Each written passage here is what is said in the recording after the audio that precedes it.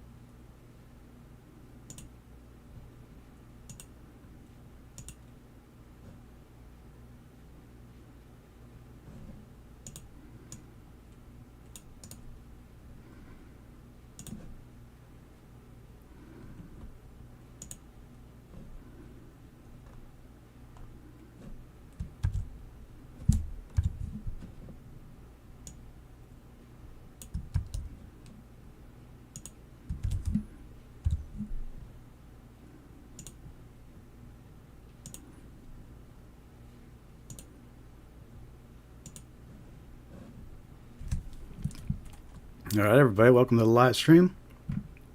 Let's go check one other thing here.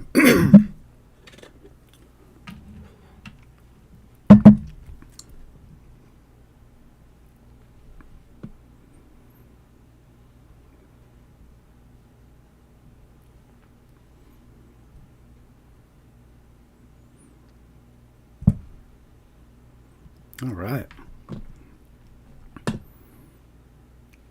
And we're live.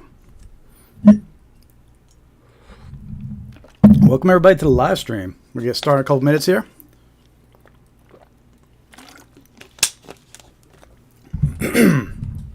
How we all doing out there this evening? Let me know in the chat. Say hi. Let me know you're watching. We're streaming live on Facebook, Instagram, YouTube. So make sure to hit that like button, follow, subscribe. Hit that like button. Let's get some more people up on the live stream here. Lots of good stuff coming up this evening.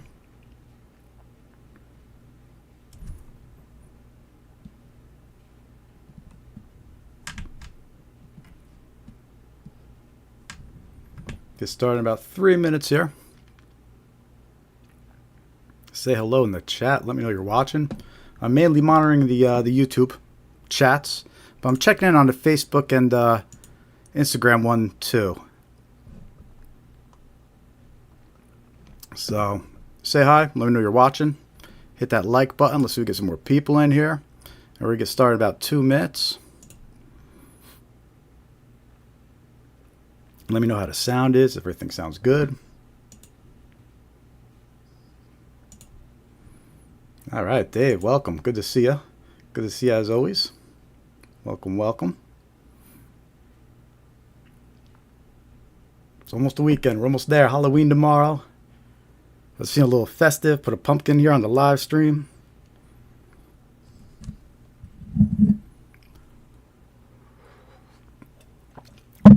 I figure we'll go over some spooky scams for our weekly scam awareness live stream here. Get started just over a minute. We'll get started soon. If you're just joining, say hi in the chat. Hit that thumbs up. Give us a like. Let me know you're watching.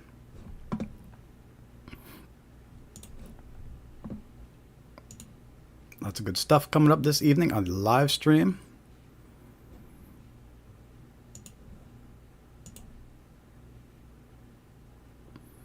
Excellent. Good to hear the sound is good. I have the mic turned up a little bit too. People were telling me when the ads come on, they were super loud. So I turned my volume up, and I'm thinking maybe it'll match the ads now. So, if you hear any ads pop up, let me know how the volume is on those too.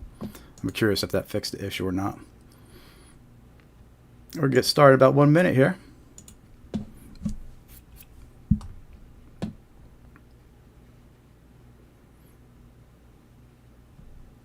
Start in 1 minute. Just join and say hi. Hit that thumbs up. Give us a like. Say hi in the chat and in the comments.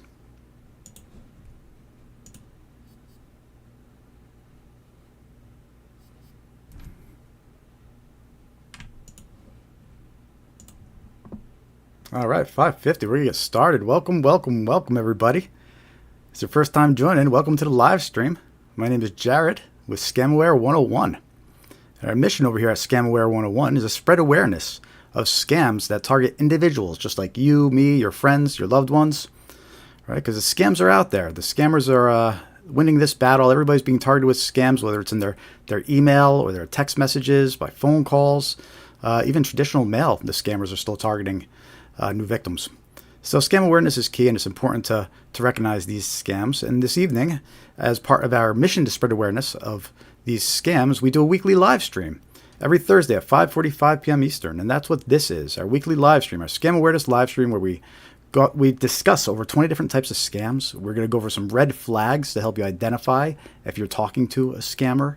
And we're going to show you examples of those various scams that we mentioned earlier. Some email scams. We're going to play some phone call scams. We're going to show you some screenshots of text message scams, and even some examples of those traditional snail mail scams that they send out through U.S. Postal Service. And you know what? Scam season is here, people. It's here, right? November, December, end of the year, during the holidays, it's scam season. We're going to start seeing an increase in a lot of these scams. We're going to see an increase in undeliverable package scams, right? As the holidays start approaching, you're going to start getting these text messages claiming you have a package that was undeliverable. There's going to be a lot more fake retail website scams circulating because of the holidays. Lots more fake websites that just steal your information and never send the gift or the product you order. Right, there's going to be the holiday travel scams. We're going to start seeing a little bit more. We're going to see an increase of these outstanding traffic ticket scams, or these unpaid road toll scams, because holiday travel increases. So it's scam season. This is the time of year where the scams really start picking up. They're around all year long. They're important to be aware of all year long, but it's scam season. So now is more important than ever to know about these scams, be aware of these scams, be alert for these scams, let your loved ones and friends and family make them aware of these scams, all right? Because the time has come, right? November, December, lots of scams will be circulating. Lots of scammers out there and criminals going to be taking advantage of your holiday joy. So anyway, that's why we do this live stream, to make you aware, so you can protect yourself, protect your loved ones from these scams. We also have videos on our YouTube channel, so go check out our YouTube channel and make sure to subscribe.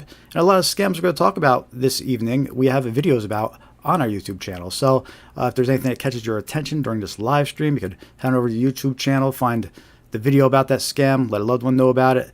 The red flags we're going to talk about, those are going to be critical and important to be aware of, right? So we have a video about those too that you can share with your loved ones after the fact. So all important stuff that we're going over this evening. And usually we live stream for about 3 hours. So usually at least 3 hours, sometimes we'll even do 4 hours. I think the record is five hours, but usually we go about at least 3 hours. All right, so lots of good stuff coming up this evening. So plenty of time to share this live stream. Invite a friend. You know, if you're watching on Facebook, repost it on Facebook on your timeline. Share it there. Invite a loved one. Let's spread some awareness about these scams. Right.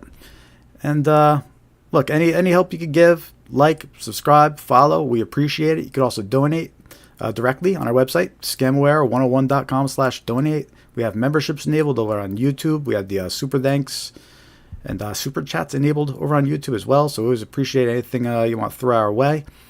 And yeah, make sure to join our free mailing list, scamaware101.com/mailing list. You can see it on our website here, scamaware101.com, and hit join mailing list. Free to join. We'll send you some scam awareness tips, let you know when we're going live, some reminders, all good stuff. Especially as the holidays are approaching. It's important to be aware of this stuff more than ever and stay in tuned and alert. All right, we're also on your favorite social media platforms, Facebook, Threads, YouTube, Instagram, Blue Sky. We're streaming live on YouTube, Facebook, and Instagram right now. But we're also on Blue Sky, X, and Threads. So make sure to follow us and give us a like. We appreciate it. So with that said, we're going to talk about some scams this evening. And one of the first scams we're going to talk about is Social Security impersonation scams. And this falls under the overall category of government impersonation scams, right? Any government agency that reaches out to you, you have to be suspicious. You have to verify and confirm through official channels. And that's no different when it comes to Social Security scams. And when it comes to these Social Security impersonation scams, we are being attacked from all angles. And what I mean by that is we're receiving emails that claim to be from Social Security, right? We're receiving phone calls from scammers that claim to be calling you from Social Security. Sometimes they'll claim there's a problem with your account or your benefits, right? And usually they'll threaten action unless immediate payment or information is provided. And they could be pretty scary, right? And the example we're going to share with you this evening is an example of an email that's circulating.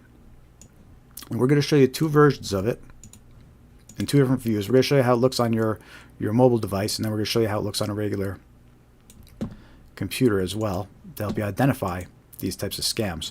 But just because we're going to be sharing an email example with you, you still have to be alert for phone calls too. There's a big problem that these scammers are calling people by phone, and they're claiming they're from Social Security. And they might even have information about you. They might know your name, address. They might even know a partial Social Security number, right? But it's a scammer. And before I show you the examples, just to kind of show you how serious of a problem this is, this picture that you see right now on my screen is actually a picture of an actual envelope from Social Security. It's a legit letter, and this is the envelope that it came in, from Social Security. But isn't it a scam? It's legit. And they're having so many problems with scammers over at Social Security that they're printing these warnings on their actual envelopes. Right? Scam alert. Scammers are pretending to be government employees. They may threaten you and may demand immediate payment to avoid arrest or other legal action. Do not be fooled. And this says, if you receive a suspicious call, hang up. Do not give them money or personal information. Report the scam. Right? So this is printed on actual letters from Social Security that are sent out, like legit ones. Warning. People that are receiving Social Security, watch out for these scammers. So anyway, let me show you an example of these Social Security impersonation scams. And this first example, this is an email that you might receive, and this is the view you would have on your mobile device, right, on your phone. And unfortunately, it's a little trickier to recognize scams on a mobile device. You could see a lot more when you're on your computer, viewing the email in Outlook, for example, or even Gmail. But on a mobile device, it kind of hides the from address. You can't really see the email unless you click on the from address here. And you can see the link here. It looks like it points to SSA.gov, which would be Social Security Administration's website. Right? So let me read to you what this letter would say. It says, get your new information now. To see your statement, please download the file from this link. Right? And that link looks like it points to SSA.gov. It says, we hope you find your new statement useful and informative. Thank you for using the Social Security Administration's services. All right. So they're making it sound like this is an email from Social Security, and it includes important new information, and it has a statement that you need to download. That's what they're saying here in the email. Right. But if you click that link, you'll actually be taken to a website that installs malware on your device and infects you with a virus. And let me show you on a computer a little bit more detailed what this email looks like. All right, so here it is. The previous example. This example is how it looks on your phone. But now you look at it on a computer, you can see a little bit more about this email. All right, and right off the bat, you could tell, wait a minute, the from address, no reply-safaricom.co.ke. All right, that's not the SSA.gov's email address. That's some foreign email address, .co.ke. I believe it's Kenya. All right, so that's the red flag number one right there, that this isn't really from Social Security. And then the next one is, on a computer, if you hover the mouse over the link, don't click on it, but if you hover over it, you can see where the link actually points. And even though just because it says SSA.gov, you could see here, it actually points to a completely different website, one that has a mixture of letters and numbers. It's just a gibberish website. Right? It's not really SSA.gov. If you click that link, it's going to install that malware we talked about. All right, so this is an actual example of a Social Security scam that's circulating right now. This example was dated from earlier this year, but there's still reports of this exact email circulating recently. So be aware of it and look out for it, especially on your phone, because it's a little trickier to tell on your phone. So, Social Security impersonation scams, or government impersonation, right? And again, just because we shared the scam example as an email example, you still have to be alert for phone calls, text messages. These scammers, this type of scam, they're targeting us across the board when they impersonate Social Security. So be aware of that one. That's the first scam of the evening that we talked about here. I shared you an example of the phone, how it looks on the phone and on a computer. We also provide that example to a recent news article by the Ridgewood blog, and they added that screenshot we provided to their article. So that's pretty cool. We were able to contribute to an article about some online scams, because this Social Security scam is being mentioned, this fake statement from Social Security scam. So be alert. Watch out for it. They'll try to get you, and that's one of the ways. How y'all doing this evening? Let me know in the chat. If you're watching, say hi. We're streaming live on YouTube, Facebook, Instagram. Make sure to like, subscribe, follow. Our mission here at Scamaware 101, we're trying to spread awareness of scams that target individuals just like you, me, your friends, your family, your loved ones. All right, because we're all being targeted by scams all day long now, whether it's through email, by phone calls, text messages. You guys know what I'm talking about. And I want to hear from you. Let me know in the chat and in the comments what kind of scams you've been getting targeted with. I want to hear your stories too as we go through these. But if it's your first time joining our live stream, welcome. We're going to go over 20 different types of scams this evening. We're going to share some examples with you. We're going to go over red flags to help you identify these scammers. All important to be aware of. We just talked about Social Security scams. And next up here, we're going to talk about IRS impersonation scams, because these are important to be aware of. And tax season is coming again. It's going to be end of the year soon. It's be time to do your taxes again, and these tax and IRS impersonation scams are going to start picking up again. So this one's important to be aware of too, and it also falls under the category of government impersonation, right? Because I'm going to repeat it many times because it has to sink in. Any unsolicited communication that claims to be from a government agency, whether it's Social Security, the IRS, you have to have your guard up. You have to be suspicious. You have to verify through official channels. Right? Don't take their word for it. You have to hang up and verify through official channels, right? And what I mean by that when I say official channels, I mean if someone's calling you up claiming to be from the IRS, okay, thanks for letting me know, hang up, and then go to irs.gov or actually reach out to the IRS to confirm if you're concerned that it's true. Right? Same thing for Social Security. If somebody reaches out to you claiming to be from Social Security, don't just click links or trust what they say to you. Right? Somebody leaves a message saying call them back, you can't trust it. You have to reach out to Social Security directly and say, hey, I got a weird phone call or a weird email. Is this real? Most of the time it's not. Right? But the point is you can't trust what the unsolicited communication says. Right? You get an email or a phone call that says, call us back at this number. You can't trust it. It's going to be a fake number. So you have to reach out directly through official channels. But anyway, let's talk about these tax and IRS impersonation scams, right? So just like the Social Security scam, we're being targeted from all directions for this type of scam. Again, what I mean by that is phone calls that impersonate the IRS, emails that claim to be from the IRS, text messages.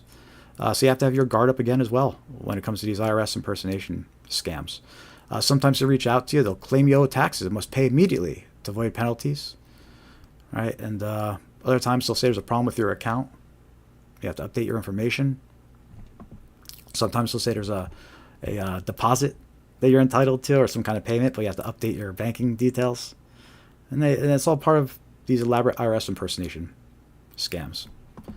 And the example that we're going to share with you right now about these IRS impersonation scams is a text message example. And this example, that you can see on my screen now, we were actually warned about this one by the IRS this most recent tax season. There's a text message that was and is circulating, and it says, Internal Revenue Service, IRS. You are eligible to receive a $1,400 economic impact payment. Please provide your accurate personal information. We will deposit the amount into your bank account or mail a paper check within 1 to 2 business days. And then it has the fake link to click. I want to point something out to you too. Look what they did in this link. They put irs.gov. They made that part of the link, but it's not really irs.gov, right? It's irs.gov.subsidy-ion.com, so it's not really irs.gov. But they're trying to make it look more legit by including that as part of this scam domain website, right? They just made a subdomain called irs.gov.subsidy. And also something that is worth noticing here on this example is the instruction at the bottom here where it says, please reply with yes and exit then reopen the text message. That's a red flag. When you see this instruction at the bottom of a text message, a lot of scammers include that. So that's always a red flag if you receive a text message that includes that instruction, where it says, please reply yes and reopen. So anyway, this text message example, again, it's of an IRS impersonation scam. We were warned about this one by the IRS this year, and they provided this example. So if you receive a text message saying you're entitled to a $1,400 economic impact payment, it's a scam. Don't click the link. And the IRS also stated that if there was a $1,400 economic impact payment, they wouldn't be sending out text messages about it, right? So this is a scam. Don't trust it. It's an IRS impersonation. And again, just because we shared an example of a text message scam, that doesn't mean you have to let your guard down for phone call scams, right? This is one of those scams where these scammers that are impersonating the IRS, they're calling you on the phone, they're sending text messages, they're sending emails.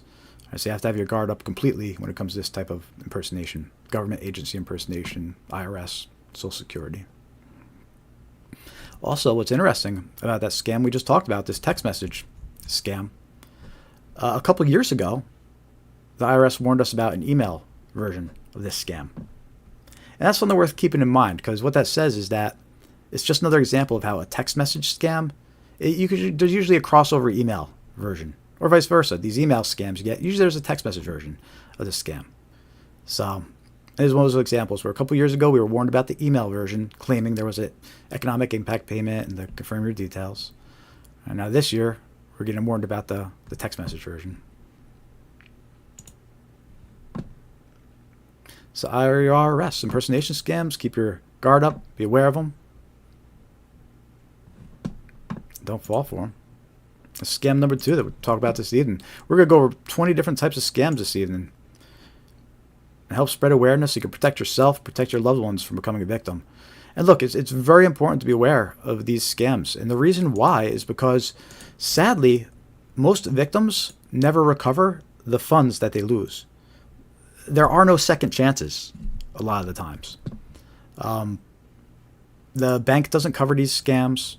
A lot of times the scammers have you give them cash or crypto or gift cards. They're all these unusual forms of payment that you can't easily recover. And they're taking life savings. They're after your life savings. They're not after $100, $1,000. They want to get into every bank account you have, every savings account you have, retirement funds. The stories we hear about retirees losing their life savings to these scammers, it's heartbreaking, because scammers take everything. They want it all. And again, there are no second chances a lot of the time. Awareness is key. You have to be able to spot, recognize these scams before you are tricked into handing over money. All right, and that's our mission here at Scamware 101, is to help spread awareness. And so you recognize these scams, and even just hearing us mention a scam might be enough where if you end up being a target, it clicks. It says, wait a minute, I remember hearing about that scam. Yeah, that's why we do this live stream. That's why we release the videos. We're trying to put something good out there. So hit that like button if you can support what we do. Hit subscribe, follow, like. Leave a comment. Let us know you're watching. It all helps. We appreciate it.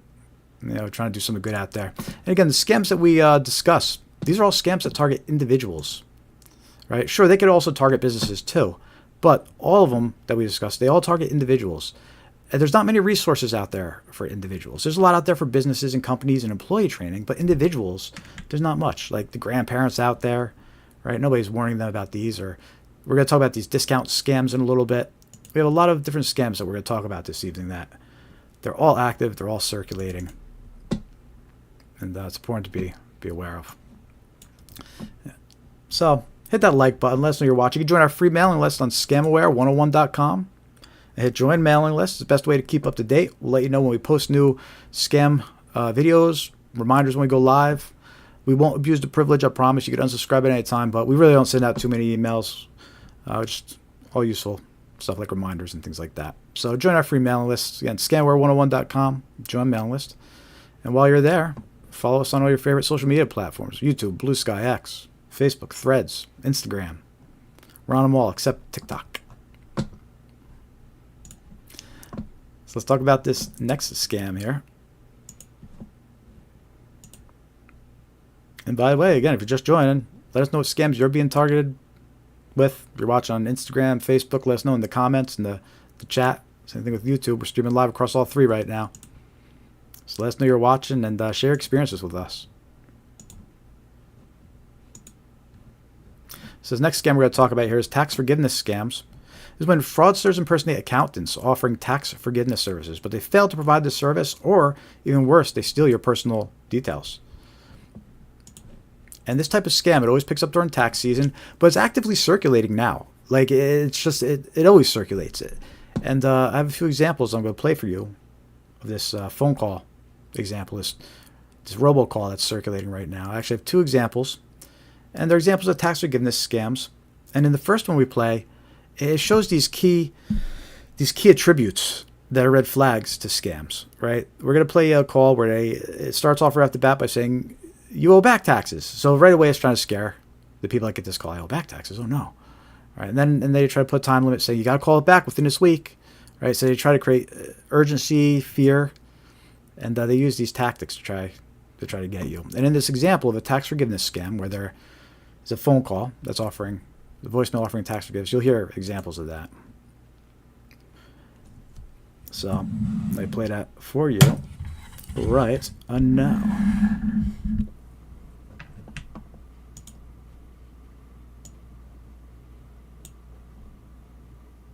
Hi, this is Lindsay Carter from the Activation Department. Give me a call back at 833-850-2527. Our records indicate you have some back taxes owed.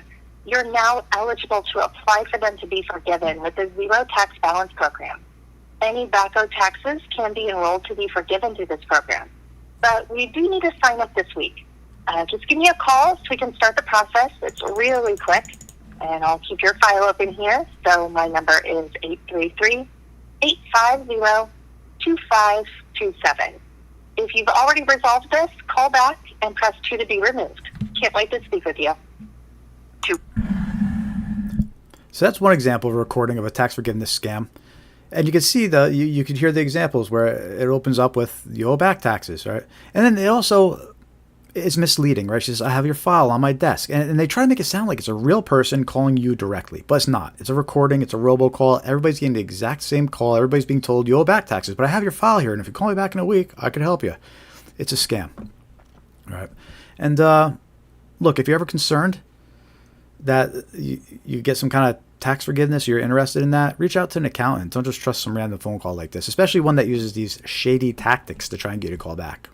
Right, these calls, they try to make it sound like a real person and saying you got to call back within a week. And all right. And I got some interesting input from someone too about this scam. It was right after they filed their taxes, they happened to get one of these phone calls, and the first thing that crossed their mind was, "Oh, I must have filed my taxes incorrectly." Right? And that's just an example of the psychology behind how these scams work. Right, they're designed in a way to make you think of things like that. Don't fall for them. Right. If anything, you want to see if you got tax forgiveness available, reach out to an actual accountant. Could play another example of one of these phone calls for you. And this one's funny because it's a robocall, it's a recording, right? But they're trying to make it again sound like a real person. And when it asks questions, it inserts pauses as if the guy's listening to you. All right, but they're not listening. It's just a shady recording. And after like 30 seconds or 40 seconds, something like that, it's like, okay, great. I have a recording for you to listen to. Here you go. So shady. But anyway, let me play. I'm going to play an example of this voicemail or this fake robocall that would play if you picked it up.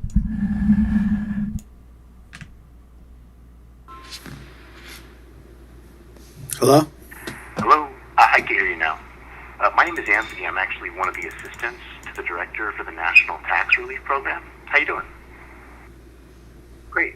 So listen, I've personally been tasked with reaching out to make sure you received information about a brand new federally approved program designed to help people who may be dealing with tax debt. It's called the Tax Dismissal Program. Real quick. When he asks these questions and there's this pause, that's because I literally didn't say anything. Like they actually put a pause there so they could make you think that they're listening to you. But what you hear where it's just this empty, no answer, is because I didn't answer. And you'll see afterwards, they respond with, okay, they're trying to trick you. But here, listen, you'll see. Like the empty sound, the soundless parts, they're real. So here. Program is something that's helped thousands of people reduce or sometimes even completely eliminate what they owe to the IRS. Can I ask you, do you currently owe any back taxes at the moment? Okay. Do you have any unfiled tax years or any unpaid back balances? Okay, great, great. Let me get you this updated information. You're just going to hear a brief recording. Okay, so this special program. Yeah, and I'm going to stop it there. But see how it's like 40 seconds. They try to make it sound like it's a real person that's calling and talking to you. They add pauses there, so if you answer thinking it's a real person, you might get faked out, right? And then real quick, he goes, "Okay, I have a quick recording for you. Here you go." And also it opened up with, I don't know if you noticed, but when it opened up, he said something like, "Oh, okay, I can hear you now." So he's already setting the scene where it's like, if it sounds off to you, maybe that's because there's connection issues, right? So he's already setting the scene for why it sounds the way it does and why it's not a recording. It's a real person. It's just connection issues, all right? So, but anyway, that's just another example of a tax forgiveness scam, and another example of how they're using these shady tactics to trick you into calling them back. And look, they're using AI now. A few years ago, those wouldn't have sounded so realistic, but they're using AI now, so they sounded very realistic. Especially the first one, the woman's voice that said, "I have your file on my desk," and this and that. It sounded very realistic. A couple of years ago, it wouldn't have, but because of AI, very realistic now. So watch out for that scam. Tax forgiveness scams. They're still circulating now. They're extremely common after tax season and during tax season. Don't trust them. How are y'all doing out there? Let me know you're watching. Say hi in the chat. Say hi. Leave a comment. Let me know you're there. Share your experiences. I want to hear from you. What scams have you been seeing? What scams have you been targeted by? Make sure to like, subscribe, follow. It'll help us spread awareness of these scams. Again, these are all scams that target individuals. Important to be aware of. You can join our free mailing list, scamaware101.com, and join mailing list.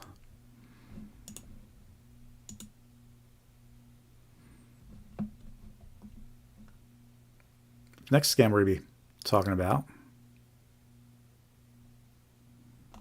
I've been calling it a discount scam or free promotion or fake promotion scam. But basically, and we're starting to see more reports about this one. And this one's also important to be aware of. Again, all the scams we're talking about this evening, all important to be aware of, all actively circulating. Oh, by the way, hey John, I didn't say hi to you. Welcome to the live stream. I said I'd come in before, but I was going on over the presentation. Good to see you, John. We got Dave in the other chat if you're not over there yet. Good username. See, I haven't updated your username. And I can confirm it's definitely a good username for you. Very accurate, John. Very good. Well, welcome to the live stream. Always good to see you if you're still there. So these fake promotion scams, we've been seeing an increase of reports of these, and it's pretty interesting. So let me play the example for you. Actually, let me set up the scene and explain what we're doing here. Right. So this type of scam, when fraudsters impersonate a service provider and offer the victim a discount for paying with a retail gift card. Victims are tricked into purchasing gift cards and sending them to the scammer. All right. And this recording I would play for you is a voicemail that I actually received, and it's impersonating Comcast, and it's trying to get me to call them back at a number, right, so they can continue impersonating Comcast. And you'll hear the recording, and it's going to say my 50% promotional discount is going to expire today, so my bill's going to double, right? That's what they're basically saying, and it says to call back this number. All right. But if you call back that number, you're not actually calling Comcast, you're actually calling a scammer. And that's when they're going to try to trick you into purchasing gift cards to get a special deal and a special promotional rate.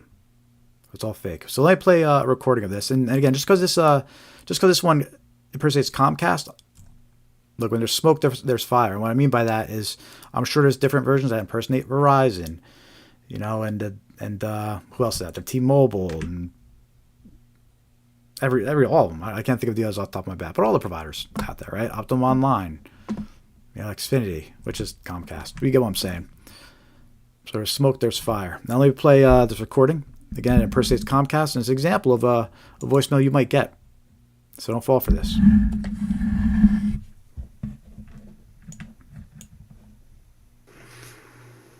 Hello. This voicemail is from Comcast Xfinity. Your current 50% discount on your monthly bill will expire by the end of the day. To maintain your reduced rate, call the number on your caller ID immediately. This is your final reminder to act. Call back now. Thank you. And by the way, that's a red flag when they don't even leave a real phone number behind, right? When they tell you to call the number that's shown on your caller ID. or call a number that's displayed, that's always a red flag that it's a scam. So right off the bat, you get those, it's a big indicator it's a scam. But anyway, so do you hear that? That voicemail, basically what it said was, this is Comcast, your promotional discounts, your 50% promotional discounts going to expire. Call us back at number shown. Right? So you think, oh no, my bill's going to double. I better call back this number. All right, you call back. You think you're talking to Comcast. They're going to impersonate Comcast. And they're going to go into this whole spiel. They're going to say, hey, your discount's expiring, but we have another promotion going on with Apple, or another promotion going on with Target. And what you could do is if you go to the store and you purchase a gift card, a Target gift card, $500, and you call us back, you pay with that gift card, we'll give you the promotional rate, right? So, but it's not Comcast. They're just trying to steal the $500 gift card that the victim purchases. And the victim just thinks they're dealing with Comcast, and they think that their promotion is expiring. So don't fall for that scam. I actually have a second version of that call too. Here, let me play the second version. It's pretty similar, but I'll play it for you anyway. Hello, this voicemail is from Comcast Xfinity.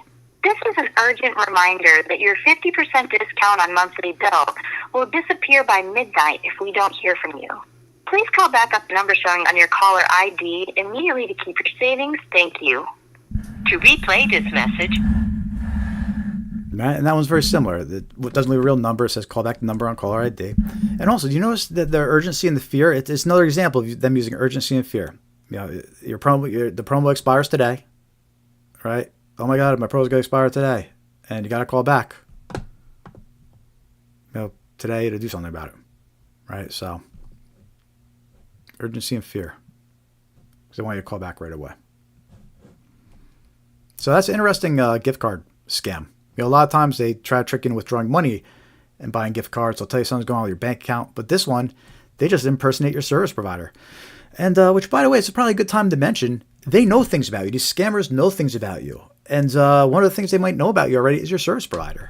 So they know what service providers to impersonate when they reach out to you, right? One of the most basic things that they collect when they breach a third party is your IP address. And with your IP address, they can see what service provider you have.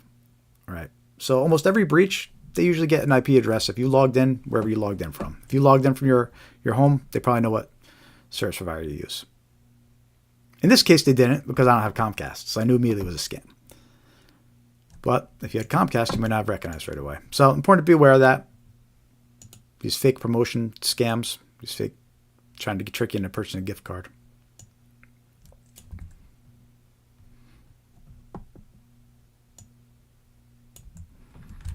All right, that's the first 4 scams that we've talked about this evening. We got over 20 to go. I think 21 to be exact. So still lots of good stuff coming up on this live stream this evening. So say hi in the chat. Let me know you're watching. I see we got some viewers over on Facebook. Leave a comment, share your experiences. Let me know if you've seen any of these scams or what scams you're being targeted with. And it looks like I got a little blurry here. Let me see if I can fix that. No, okay, I'm good now. Might have missed it. Looks like I got a little blurry earlier. But that's okay. It happens. But anyway, let me know in the chat. Leave a comment. Want to hear from you. And hit that like button. Subscribe, follow. Help us spread awareness about these scams. These are all scams that target individuals, you, your friends, your loved ones. So it's important for you to be aware of them, whether it's to protect yourself or your friends and family from becoming victims of these scams. Again, these scammers want to take everything. They want to take everything. They want to clear out your bank accounts. They're ruthless. And you need to watch out. You need to watch out for them. So let me know you're watching. Say hi in the chat. I want to hear from you. Make sure to hit that like button. Follow, subscribe. It really does help. Hey, Patricia Connolly from Missouri. Awesome. Very good. Welcome from Missouri. Thanks for joining. And thank you for commenting. Your first time joining, let me know. Lots of good scams coming up here. But right now we're actually going over some red flags. And then we're going to, after that, we'll switch back to some more common scams. Very cool. I love seeing new viewers from all these different states. Missouri, that's a newer one. And you know what? The thing about these scams, too, it doesn't matter what state you're in. You're a target. right? A lot of times you'll get these reports where they're coming out of a state and the state's warning, scam warning coming out of New Jersey or scam warning coming out of Florida. But most of the time, those scams are already circulating in other states. And a lot of these scams that we discuss, they actually apply to overseas too. Sometimes we'll read these news articles, and they're international news articles. And people overseas, like in the UK and across the pond, assuming the viewers here, most from US, I guess.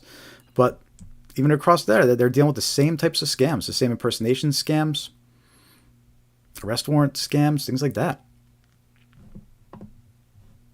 There you go, Patricia. She said, I got a scam call from Comcast. I don't even have Comcast. Was it the same call that I just played? Because that's what happened to me. I don't have Comcast either, but they called me. So I knew right away it was a scam. But yeah, that one's circulating.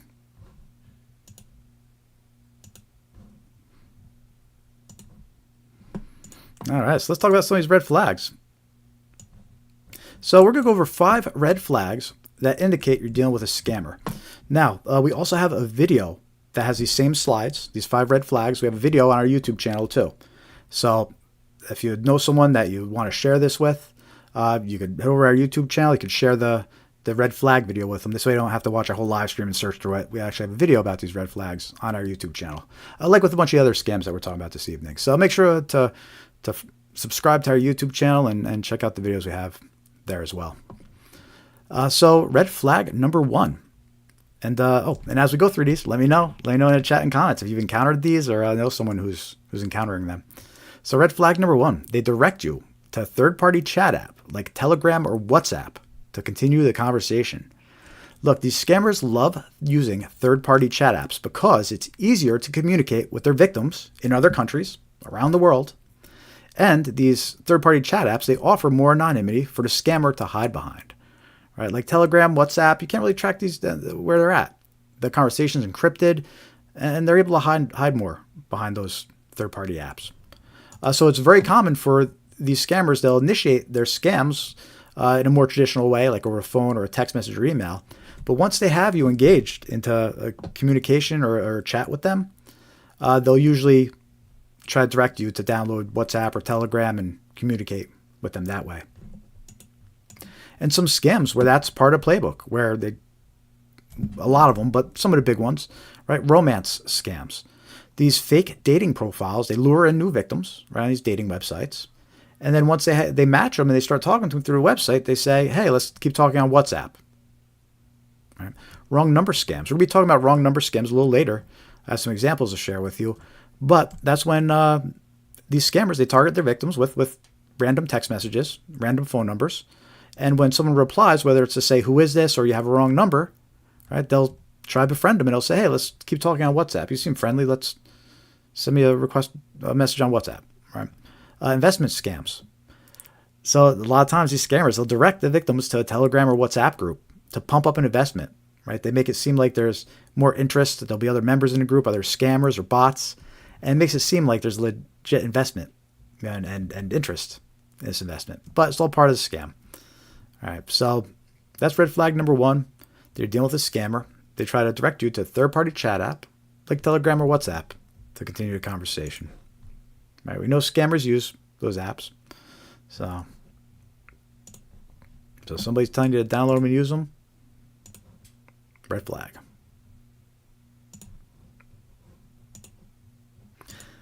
Let's talk about red flag number 2. This is a big one. This is probably the most important one to be aware of. And by the way, these red flags that we're talking about, very important, because when you hear victims' stories, victims who lost money to scammers and fell for their scams, you hear these red flags when they're telling their story, right? You hear about the scammer told me to continue talking to them on WhatsApp, or they told me to pay with a gift card or cryptocurrency, which was red flag number 2 we're going to talk about right now. Right? There's these red flags that you hear in these victims' stories where if they were aware of these red flags, it might have been enough to stop it. So that's why it's so important. And a lot of times these red flags, they're your last chance to stop the scam. For example, the red flag we're going to talk about right now, red flag number 2, they request payment in gift cards, prepaid cards, cryptocurrency, or depositing cash at a Bitcoin ATM. Right? That's a huge red flag because scammers like receiving these unusual forms of payment because it's easier to move and transfer the funds quickly, right? And then once the funds are transferred, it's much harder for victims to ever recover the money after it's sent, right? Like how I mentioned earlier, sadly, a lot of these victims, most of these victims, they never recover the funds that they lose to these scams. The banks don't reimburse them. The banks say they're not responsible for it. So these red flags, in a lot of cases, might be your last chance to stop this scam. Especially this one where you're about ready to make that payment, right? They're telling you how to make payment. You're about ready to make this payment. So it's really your last chance to stop that scam. And some examples where red flag number 2 here, where it's part of the playbook. A lot of scams with some of the main ones. IRS and Social Security scams, right? We just talked about those. A lot of times the scammers impersonate government agencies, and when they get to their end game, they ask for payment in gift cards or cryptocurrency. And look, that's 100% a red flag, and it's 100% a scam, because as of right now, government agencies, they don't accept gift cards or cryptocurrency as payment. Maybe in the future they'll accept some crypto, but right now they don't. So anybody claiming to be from a government agency, whether it's IRS, Social Security, and they're claiming that you could pay with gift cards or cryptocurrency, it's a scam. Don't trust it. All right. Romance scams. Scammers often request gift cards and cryptocurrency from their emotionally attached victims. They'll tell them, can you send me a gift card, and it's just easier to work with or whatever, right? And the emotionally attached victim thinks, yeah, I'll send my girlfriend a gift card, boyfriend gift card, right? And then it says, but cryptocurrency, a lot of times they'll say, deposit cryptocurrency into a shared account that I set up for both of us, right? And the victim thinks they're depositing this cryptocurrency into some shared account, but they don't have access to the account.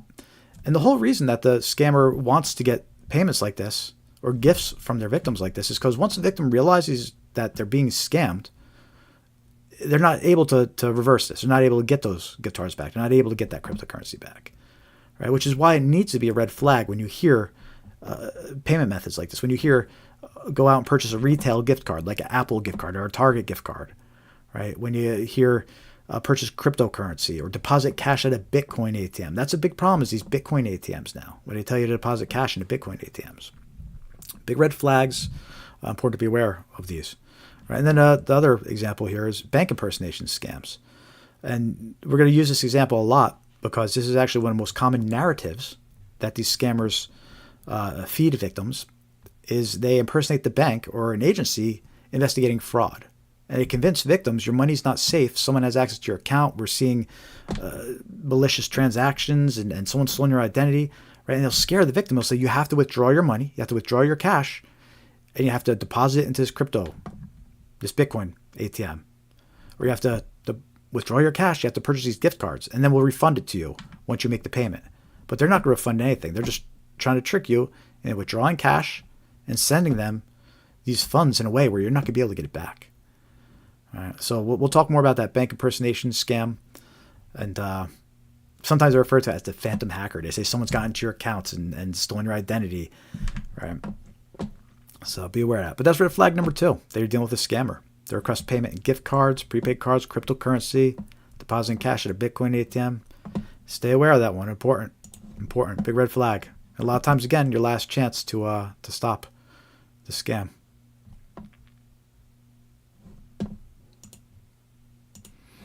Yeah, no, that's right, Patricia. I'm reading the comment from Patricia over on Facebook. I got a text message from someone I don't know. I never reply because once you reply, they have you. That's absolutely correct. Very correct. Even at the very least, they know it's an active phone number and to target you with more scams. And they'll do it from different phone numbers. It's not like you block it. They'll just target you from different phone numbers too. So you don't even want to reply. And I'm glad you mentioned that. We're actually working. Our next video is so close to being done. But I don't know if you've received them recently, but a lot of scammers are sending group text scams now. They send out these group chat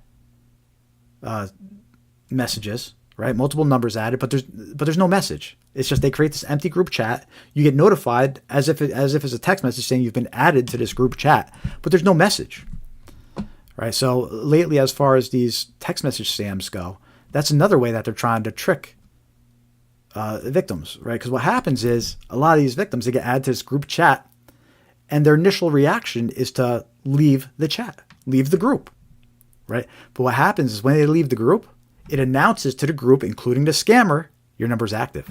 Right, so that's what's going on with all these empty group chats that are getting created now by scammers.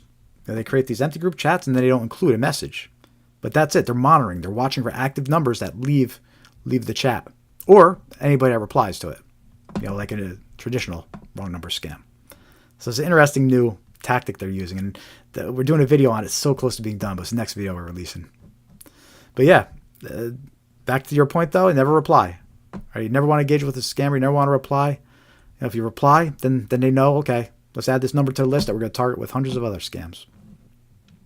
So very good tip, Patricia. Appreciate it. Anybody else? Comment in the chat. Let us know you're watching. We're streaming live, Facebook, Instagram, YouTube. Hit that thumbs up. Give us a like, subscribe, follow. It really helps. It really does help spread awareness about these scams. And that's our mission, to spread awareness. By the way, we're still streaming for at least a couple more hours here. We've got another 2 hours going. Tons of useful, informative tips to help protect yourself from scams. So go invite some more people. Share the live stream on your timeline. Invite some friends in here. Share the link. Lots of good stuff still coming up this evening on the live stream. So thanks again for joining. Make sure to hit that like button, follow, subscribe, leave a comment. Appreciate you. Oh, by the way, if you want to help out financially, we'll take a few bucks too. Scamaware101.com/donate. You can donate to us directly. Or we have super thanks and memberships enabled on YouTube as well. We've got the monthly subscriptions and the super thanks or super chats where you could send a couple bucks. So we always appreciate that too. Don't feel obligated, but the option is there. I appreciate it. But now let's talk about red flag number 3, because that's what we're doing. We're talking about red flags that indicate you're dealing with a scammer. Actually, and by the way, we have a YouTube store as well. So check out our merch store. It's over on our YouTube channel. You get Scamaware 101 coffee mugs and mouse pads and stickers and travel mugs. Keep your beverages cold or warm, whichever you prefer. And help support a good cause. They're purposely overpriced, because the whole point is we're trying to, it's a good cause here. So they're purposely overpriced, but they're good products, and the people that purchased them haven't complained yet. I always appreciate good feedback. I know we got Dave in the chat who purchased one, and he's a fan. But anyway, let me not get off topic here. Red flag number 3. They ask you to provide a code that was sent to your phone via text message.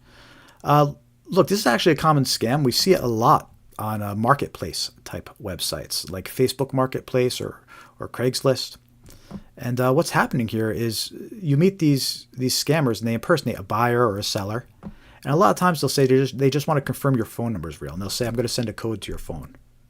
Right? But they're actually doing something suspicious. They're actually trying to create an account or break into an account or do something, reset a password that's linked to your phone. They're trying to do something suspicious that's linked to your phone. Right? So you do not want to provide a code that's sent to you back to an individual. Right? There's no reason an individual should be sending you a code and telling you to send it back.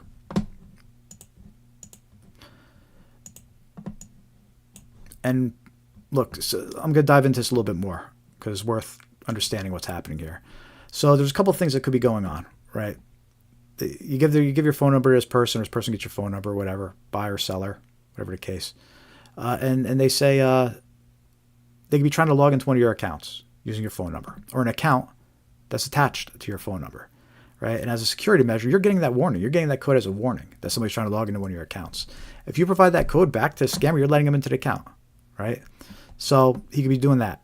He, she. Password reset request. If you're trying to reset a password on one of your accounts. And again, you're getting that code to your phone as a warning. If you turn around and just give that code to the scammer, you're allowing them to change your password and get access to your account, right? But then this other one, known as a Google Voice scam. So what these scammers do is they like to create Google Voice accounts, because then they get a free phone number that comes along with it, and they can scam from these fraudulent Google Voice accounts. But they need a unique phone number that hasn't already signed up for Google Voice. They need a unique phone number to create these accounts and get those free phone numbers. All right, so what they do is they find their victims and they say, hey, I'm just going to verify your number real quick. I'm going to send you a code. All right. Well, what they're really doing is they're creating a Google Voice account linked to your phone. You reply back with that code. You allow them to link that account with your phone number. And now they have a fraudulent Google Voice account linked to your phone, right, that they're going to use for their scams. All right, so that's red flag number 3. If an individual is telling you or asking you to provide a code that they're going to send to your phone, don't trust it. It's a scam.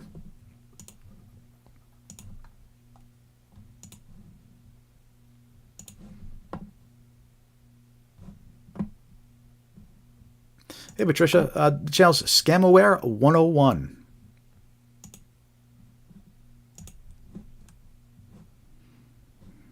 Scamaware 101. If you go to scamaware101.com, right on the homepage, we have a link to all our social media pages, and you can join the free mailing list. Definitely join the mailing list. Yeah, it's all on scamaware101.com. Appreciate it. And look, hey, we're just trying to put something good out there and get the word out. These are all scams that target individuals. Right? There's not enough resources out there. There's so much at risk. There really is. Again, most of these victims, they don't recover their money. We hear these horror stories about victims losing their life savings, retirement funds, right? So awareness is key. An ounce of prevention is worth a pound of cure when it comes to these types of things, these scams. But let's continue. Red flag number 4. And again, if you're just joining, all these red flags that we're talking about, we're going over 5 red flags. We also have a video on our YouTube channel of these same slides, discusses these same red flags, so you can share it with a loved one a little later after the live stream if you want. So definitely subscribe and like our YouTube channel. But red flag number 4, they ask to connect to your PC to assist or investigate an issue. All right, so scammers, unfortunately, we're seeing it more and more now. Scammers like to get onto your devices, your PC, your phone, mainly your PC, but they want to get onto your device, right? And the reason they want to get onto your device is because it's a gold mine to them, right? They could extract your logins and your passwords from Chrome in your browsers. If you have your logins saved in Chrome, they could extract them, right? And they know your logins. They can encrypt or steal your files. They can hold them ransom, make you pay ransom to return the files. Blackmail you with, any personal information they find on there, pictures, things like that. Accessing your bank accounts. Once they're on your computer, right, a lot of times they'll actually, look, if they trick you into letting them onto their PC, usually the next step is they're going to try to get you to log into your bank accounts, right, because they want to actually see how much money you have, the funds you have. Right, they'll say someone's stolen your identity. Let's check your bank accounts. Make sure there's nothing suspicious. All right, but you don't realize you're logging into your accounts while scammers right there on your computer, making notes of how much funds you have and how much you're going to try to take. All right, so these are all scary things they could do on your device and on your computer. They can install software too, so they could access your device later when you're not on it. All right, so it's very important not to let strangers on your device. And there's a big red flag if someone you're talking to is saying, hey, let me get onto your device to help you. Some scams, right, where that's part of playbook. And we're going to talk about these scams a little later in the live stream. We have examples to share, so stay tuned. But some examples of where it's part of playbook for these scammers to try and connect to your PC or your device. Tech support scams or fake virus alerts. And this is what we're going to show you examples of these fake virus alerts in a little bit. But that's when the scammer, they impersonate tech support and assisting you with a virus or help with your PC, and they trick you into calling them. And again, we'll talk about that one in a little bit. All right, but one of the first things they ask is, let me get onto your computer and help you with that virus. All right, but it's a scam. They just want to get onto your device. Fake order scams. All right, they impersonate customer support, assisting with a fake order notification that you might have received. And we'll talk about that scam in a little bit as well. That's an important one to be aware of. All right, but you call up this number, you think you're calling customer support. They'll say, sure, let me connect your device and see what you see. It's actually a scammer trying to get onto your computer. And then there's the fake fraudulent activity or the bank impersonation scam we're talking about, right? Where somebody impersonating a bank or the agency, they're investigating fraud, right? And they'll say, hey, I'm calling to investigate fraud, and why don't you let me onto your device and we'll check your accounts for suspicious activity, right? That's actually a scammer trying to get into your accounts. You're going to let him onto your device and start logging your bank accounts. You're doing exactly what they want. All right. So that's red flag number 4. They ask to connect your PC to assist or investigate an issue. And again, in a lot of these scams, they trick you into calling them. So you think you're calling a legit tech support company. You think you're calling a legit customer service line. But you're actually calling a scam call center where these scammers are sitting there answering the phone, and their sole purpose and their sole job is to scam you when you call in.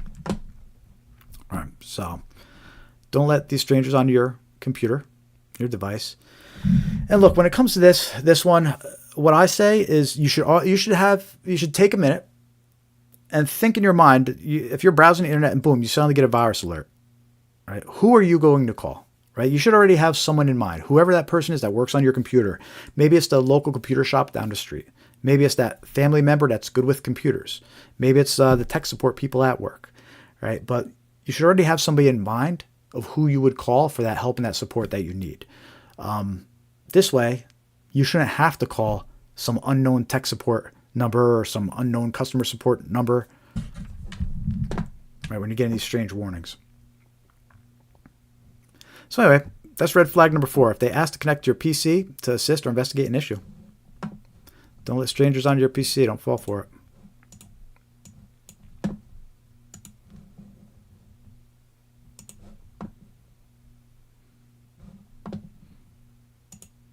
Oh, I got 2 Patties. We got Patricia and I got Pat Perry too. Yeah, so Pat says, so we should not save our password on our phone or laptop.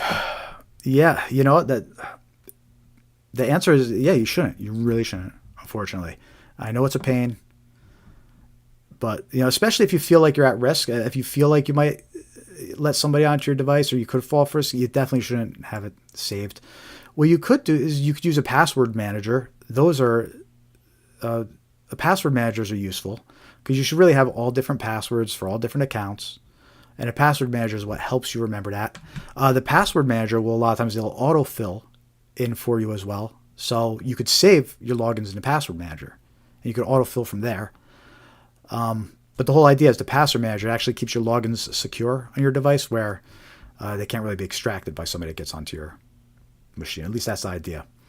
But yeah, as far as not saving your passwords, if you could avoid saving them, it's good not to. Good question, Pat. Appreciate it. Thanks for asking. We have links to password managers too on our website, scamware101.com, over on the online tools and software. So if you're gonna get a password manager, use our link. Let's see, we got Patricia Conley. There's a lady I know who met this man on the internet. Romance. She claims she's a doctor. I kept telling her it's a scammer. She won't listen. So I'm saying she's been talking to him for 2 months. Sent him a lot of money, gift cards. They have never talked on the phone, but not once. You get a scammer. I keep telling her, do not. Oh, man. She sends pictures of her. Yep. Yeah. Wow. She says that she was in love with them and they were going to get married. He cleaned out. Oh, man, that's terrible. She gave her this guy's social security number. Wow. So this scammer got everything out of her. He got her to send all her money through gift cards. Got personal pictures and blackmailed her. Stole her identity for social security and bank. Terrible. Terrible story. Again, and stories like that, that's why we do this. That's why we do this live stream. Right? We're just spreading awareness. And these scammers are good. These scammers are good because you tell this person that they're being scammed and they won't listen to you because the scammers are so good. Pat, yeah, Face ID would be better. Face ID is good. On your phone. I mean, PIN too, as long as you don't give it out to anybody. But the main thing is for like passwords for websites, right? The idea is really, the real advice is you should have a different password for every login. And that's why you use a password manager. Because what happens is if you use the same password across multiple accounts, one of these places gets breached. A hacker gets into their system or they get their data stolen. And now your password, they know it because it's used across all your accounts. So the securest thing to do is use different passwords across all accounts. And how do you manage all those passwords? You use a password manager. It's very annoying. I wish that it wasn't like that because,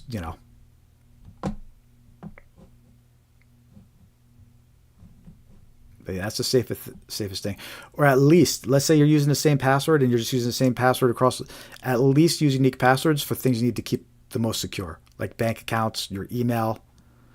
At least use different passwords for that. Whereas stuff you don't care about or whatever, then fine, use the same password across it, like maybe games or whatever. But important things, bank accounts, government logins, you definitely want to use unique passwords. Hey, John Capone from PA, welcome. Good to see you. I think I remember you from some previous live streams too. Thanks for joining. Facebook is popping tonight. Good stuff. Good to see everybody on Facebook. Thanks for watching, everybody. We're streaming live on Instagram and YouTube as well. So if you're on there, say hi in the chat. Let us know you're watching. Share your experiences. I want to hear from you. Let's talk about red flag number 5 of our 5 red flags here that you're dealing with a scammer. They request that you keep the matter confidential or secret. This is a big one. It's common for scammers to ask for confidentiality because they don't want you to discuss the situation with other people. Because the more people you talk to, the more likely you'll be told it's a scam, right? So they'll think of excuses and they'll think of convincing reasons why you should keep something quiet, but it's all part of a scam, and it's a big red flag. And some examples where that's part of the playbook here, where they request you to keep the matter confidential or secret. You have these grandparent scams. We're going to talk about this one too later on in the live stream. But you have these grandparent scams where they impersonate a relative that needs help, that's in jail, right? It's been arrested. But they'll claim that the relative is embarrassed though and not to tell anybody. But that's just, they don't want you to talk to anybody. That's the red flag. That's the request for secrecy. Investment scams. They'll tell you it's an inside tip and not to tell anybody. A price is just for you. Don't tell anybody. But they just don't want you to share what's going on and be told it's a scam. All right. Inheritance scams. And we'll show you an example of this one later too. They mail actual letters that impersonate law offices. You'll receive them in your mailbox. Regarding a fake inheritance from some unknown relative. And the letter it'll request confidentiality. And we have an example of that we're going to show you later in the live stream too. And then the fake fraudulent activity, right? That bank or agency investigating fraud, or right, they'll reach out to you, they'll claim they're from the bank or a government agency. There's suspicious activity, somebody's stolen your identity at your bank, right? And this is the kicker. What they'll do is they'll say, so your bank's under investigation, so it's very important that you don't tell the bank teller, while you're taking this money out. Tell them you're just doing home improvements and that's why you're taking the money out. Don't tell them that this is part of an investigation or that you're talking to us, because you could put the whole investigation at risk, right? And then we have to hold you responsible for ruining the investigation, right? It could be kind of scary. But that's the request for secrecy. They think of these clever ways to request your secrecy and to ask for confidentiality. This is a big red flag. Inheritance. I mean, for inheritance scams, for example, who are they to tell you not to tell anybody about your inheritance, right? That's up to you. So who are they to tell you that? It's just a part of the whole scam. So again, important to be aware of those red flags. We have the video where all those same slides over on our YouTube channel. And if you found those red flags useful, go check out that video. Share it with your friends or your loved ones. And again, a lot of those red flags, a lot of times they're your last chance to get out of these scams too, especially the payment one. So spread the word. If you haven't clicked like yet, hit like, follow, subscribe, hit that thumbs up. Let us know you're watching, and that helps too. It does help get the word out there.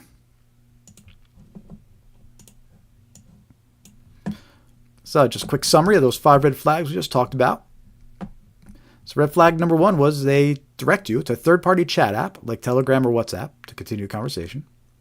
All right, they love to use those third-party chat apps. They can hide behind them a little bit better. Red flag number 2. They request a payment in gift cards, prepaid cards, cryptocurrency, or depositing cash at a Bitcoin ATM. All red flags. Those unusual forms of payment, scammers love it because once you send it, you can't get it back. All right, so it needs to be a red flag when those forms of payment are asked for. Red flag number 3. They ask you to provide a code that was sent to your phone via text message.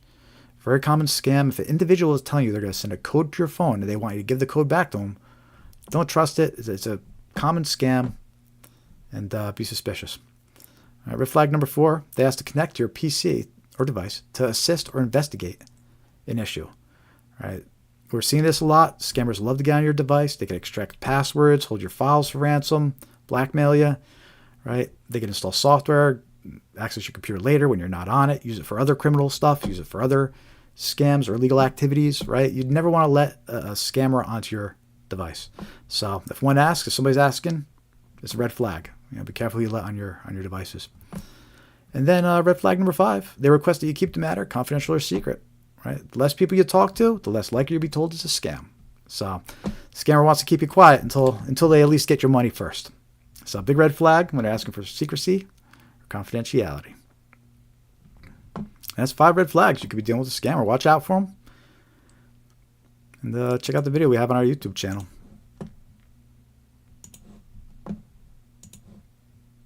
How are we all doing out there tonight? So let's see what Patricia has to see. She says, also, they're older people. They're very careful with your Medicare. There's scams going around for Medicare. If you have a Medicare, tell them directly. Do not give any information or phone to anyone. Absolutely. Healthcare fraud and Medicare fraud is a big one. What these scammers do is they get these victims on the phone and they'll say they're from Medicare, or they'll say they're from their doctor's office, or they'll say they're from their insurance provider. And also, this goes back to the data breaches I was just talking about. A lot of times, these scammers, they'll already know a lot of medical information about the person they're targeting. So they'll know what insurance company to impersonate, right? And they'll know the person's address already to be like, look, I know all this information about you. I'm really from Medicare. But what they're trying to do is they're trying to get the person's Medicare, and I think Medicaid too, the numbers. Because then what they do, the scammer, they go and file all these false claims for equipment and reimbursement for things that they never did. Or they get this equipment and then they sell the equipment and make money off of that. So there's a whole bunch of Medicare and healthcare scams around out there where they try to get your Medicare number, from the older folks out there. And also important, when they call you, whoever they're impersonating, if they're impersonating your doctor's office, for example, a lot of times the caller ID, it'll show the doctor's number, right? Because they'll already know what doctor's office you use or what insurance company, right? They'll show the phone number on caller ID. It's a scam. The scammers can manipulate what the caller ID shows. So just because it says Medicare on caller ID, or it says your insurance company, or it says your doctor office, you have to hang up and then call directly. Call back your doctor's office directly. Call back Medicare directly. Right? But just because your caller ID says it's them and the person is calling claims it's big, that doesn't mean it is. So you have to be suspicious. And thanks for mentioning that, Patricia. That's an important one, especially for the older folks out there.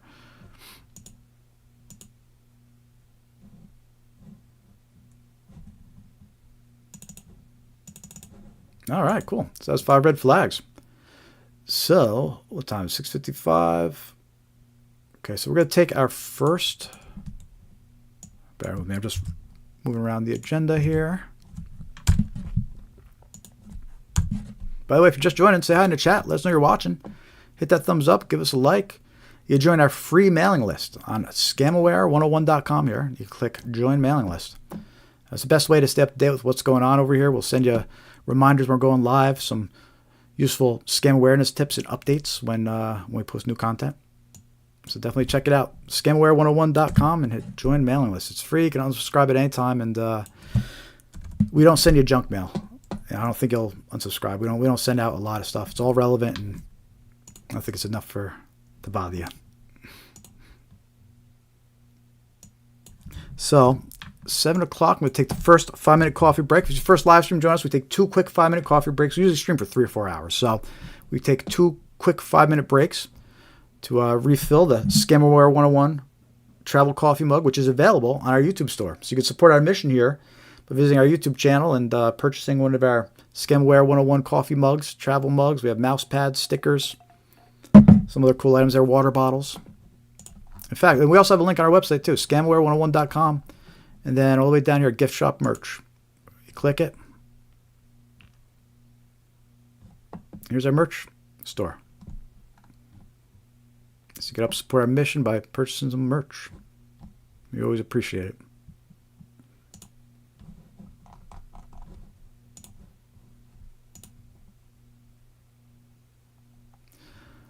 All right, so this next batch of scams.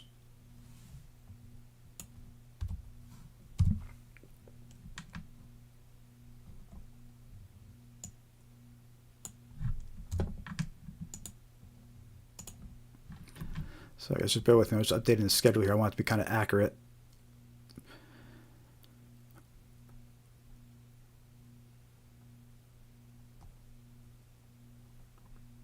Okay.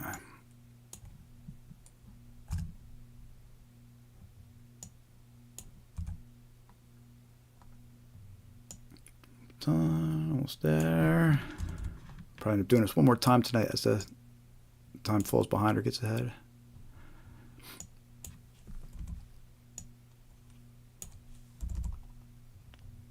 Okay. Cool. The agenda's updated so far. Back up there for you guys.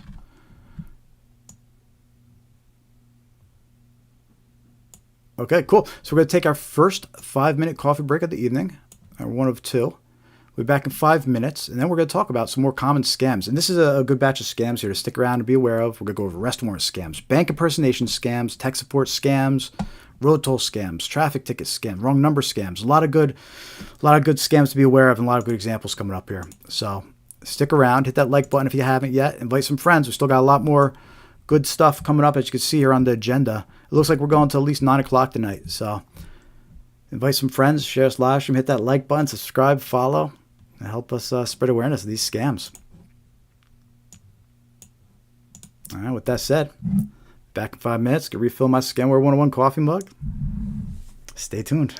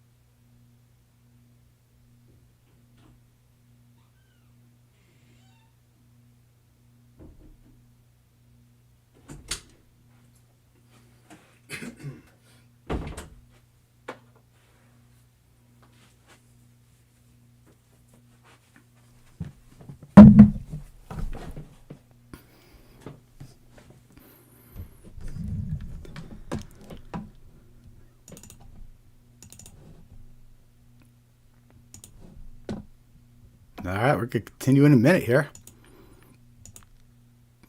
If you're just joining, lots of good stuff coming up this evening.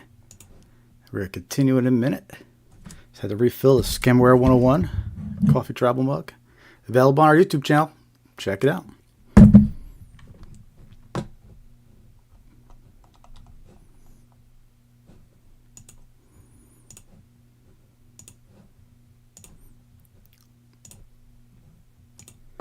All right, let's continue. If you're just joining, welcome to the live stream. I'm Jared with Scamware 101.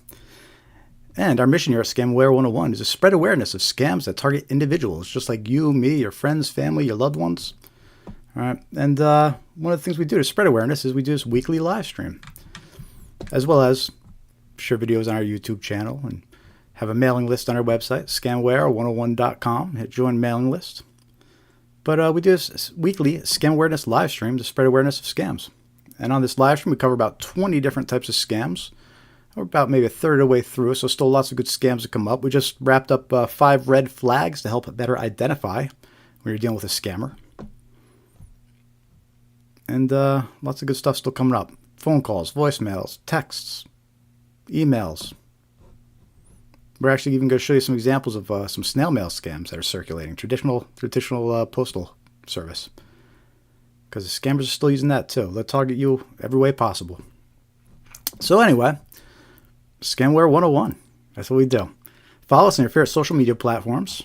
YouTube, Facebook, Threads, Instagram, Blue Sky, X. If you visit scamware101.com, we have links to each of them here on our website. Again, you can join the free mailing list right here. So join mailing list.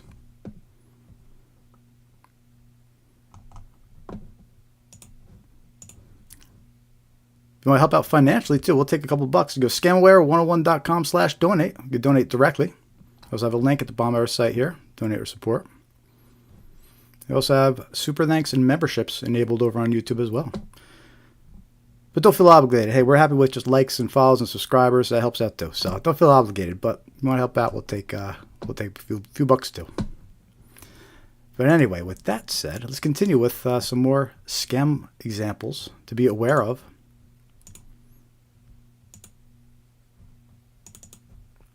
The next scam we're going to talk about, we did a video about this one as well, is arrest warrant scams. Lots of warnings about arrest warrant scams. That's when a victim is contacted by a scammer impersonating law enforcement. The scammer claims an arrest warrant was issued and fines must be paid to resolve it. The scammer then threatens the victim with arrest if fines aren't paid immediately. And look, this could be a scary situation. Someone gets a phone call. Right? And again, the caller ID will show the sheriff's office or the local police department, whoever the scammer's impersonating, the caller ID will look like it's really them. It will enforce the lie in the scam. Right? And the victim thinks, oh, I'm really talking to the sheriff's office. I'm really talking to the police department. I better pay this fine. And the person on the other line is saying, we're going to send deputies over there to arrest you right away if you don't make a payment immediately. Right? And sometimes they'll say you missed jury duty, right? And that's why an arrest warrant was issued. Other times they'll say you failed to show to court. You had a court date and failure to show. All right, and of course they'll say, but we can make this all go away if you pay the fines now, but you have to pay them now. Otherwise, we're going to send somebody there to arrest you. All right, so that's known as an arrest warrant scam. And this one, we see a lot of warnings about this one because when you think about it, and the warnings come from the sheriff's office, they come from the local police department. When you think about it, the scammers impersonating law enforcement, right? So the police don't like that. The sheriff's office doesn't like that. So there's lots of different warnings that come out about this one, this scam from sheriff's offices and police departments. In fact, we have the video that we did about this scam on our YouTube channel. We included a few clips from some local sheriffs and police departments that were warning about this scam as well. So check out that video a little later. But yeah, arrest warrant scams, right? So another thing to keep in mind, not only could the caller ID support that their false claim that it's a sheriff, or law enforcement, but these scammers, it's also been reported that they provide fake paperwork. They'll email or text you fake paperwork, making it look like there's really an arrest warrant out. All right, so be aware of that. Just because the caller ID says it's the sheriff, just because they're saying they're going to send you paperwork, that doesn't mean that it's legit. All right, so what you need to do in a situation like this, where somebody's calling you and claiming, an arrest warrant's going to be issued or has been issued. All right, what you need to do is ask for the name of the organization that issued the warrant, right? Just to confirm if they're claiming they're from a sheriff's office, local police department, ask which organization they're from. Right, hang up, and then call the organization directly. Right? Go through official channels, look up the actual contact information for the organization and reach out directly. All right, if you're concerned it's even real. But you have to hang up and you have to verify. You just can't trust phone calls, no matter how serious the phone call might be. The more serious the phone call seems is more of a reason why you have to hang up and verify. The scarier or more serious or more urgent a phone call seems to be, right? That they're telling you have to react urgently and take action urgently. The more serious, the more urgent, the more you have to verify. The more you have to hang up and verify that what's actually happening is real. So anyway, arrest warrant scams. Somebody calls you up claiming to be the cops, telling you they're going to arrest you. You missed jury duty or you missed a notice to show up to court. Verify. Don't trust it. It's a common scam. And definitely make sure to verify before you go giving money to anybody. And check out our video about arrest warrant scams on our YouTube channel. Like, follow, subscribe. Dave says, watched your viral video this week. It's still going strong. Yeah, the wrong number video. That video is great. It's the best video. I don't know why it gets so much traffic. I thought it was because of the thumbnail. It's got a picture of the woman on the thumbnail that the scammers use. So maybe that's pulling in people, but I don't know. I wasn't expecting to get this much traffic from it, but hey, I'll take it. The other videos aren't getting as much traffic. I wish they were getting half as much traffic as the wrong number video, but yeah, it's a good one though. That was the first video that hit. Now it's up to 101K views, I think. So that's awesome. Very cool. I saw your comment. Yeah, I appreciate that. This is Dave over on the YouTube chat.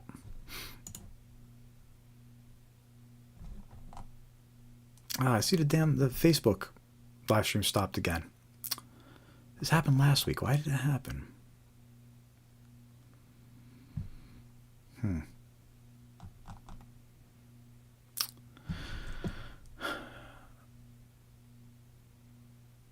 Guys, give me 1 sec. I'm going to restart the... It doesn't give me a way to, restart it either. I think. Yeah, this happened last week. The Facebook live stream crashed. I'll just start a new one real quick over here. Let's expand video. There's no way to continue it either.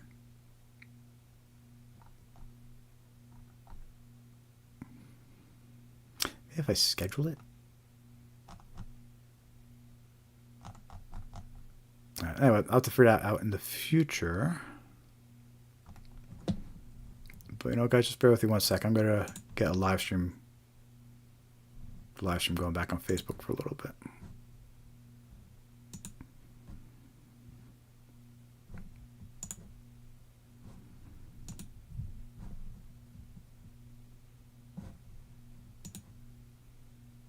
In the meantime, let me know in the chat that you're watching. Let me know what scams you're encountering.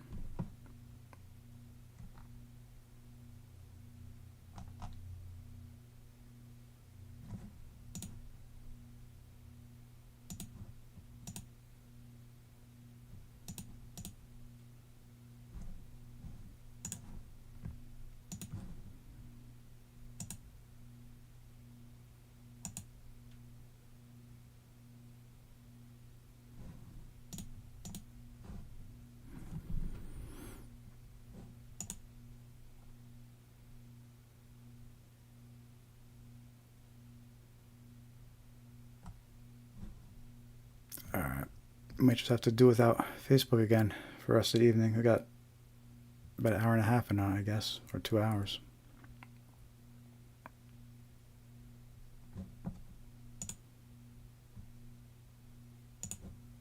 All right, well, we're just going to continue on Instagram and Facebook then. Oh, well.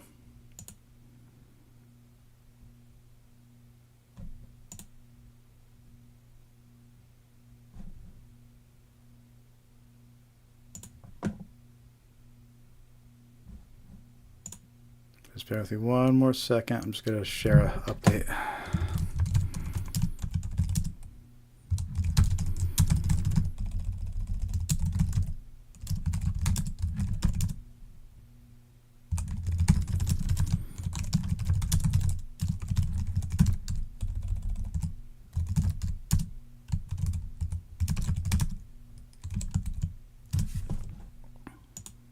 One more sec. We're actually getting some activity in Facebook too this evening. Super annoying.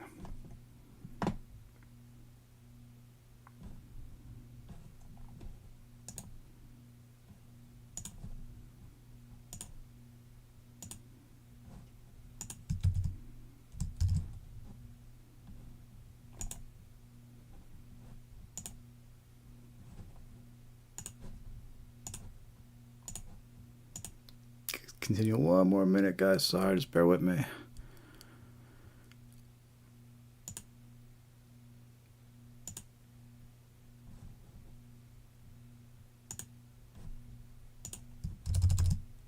Okay.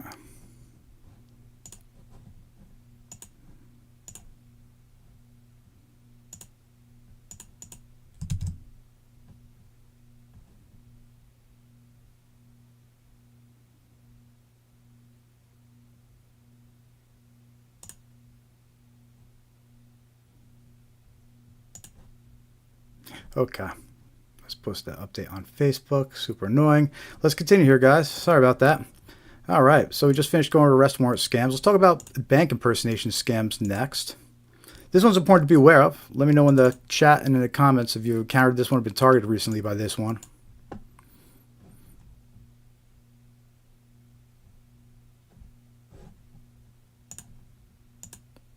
See how many people have gotten alive here. I might try to get us on Facebook if there's not that many people on the other here.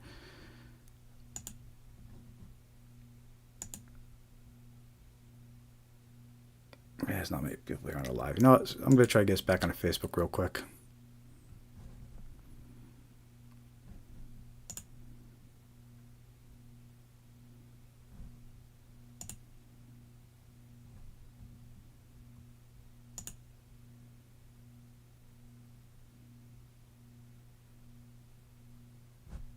If anybody's watching, let me know if you stream on Facebook and I run into this problem.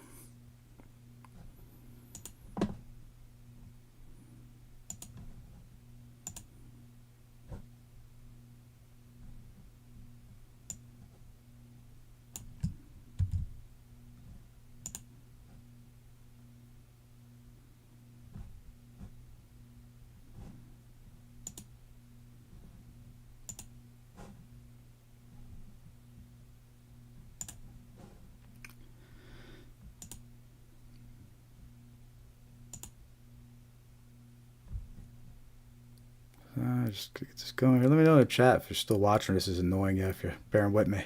I see many people viewing right now, so it's a good chance to get it back up. Might as well.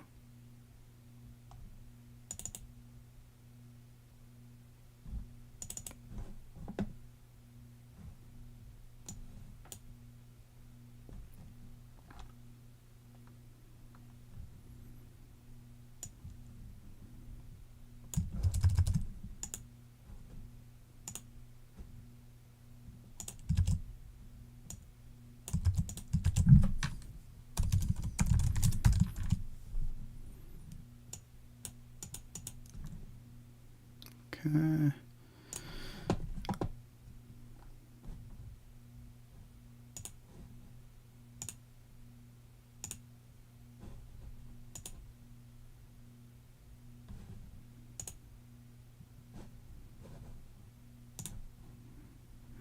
Actually, I think Facebook Live is just down, having issues, because now I can't even get it to restream again.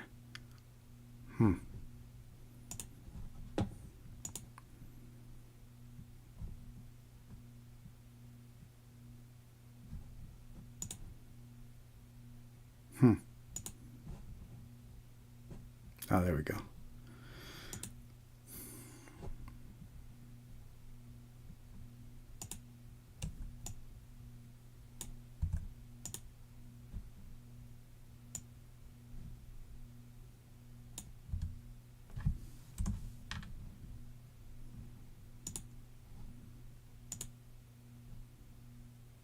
Okay. Let's try this again on Facebook here.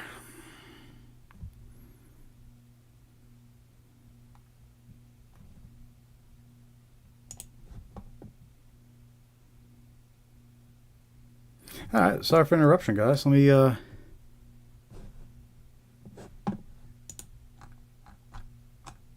this live stream going again.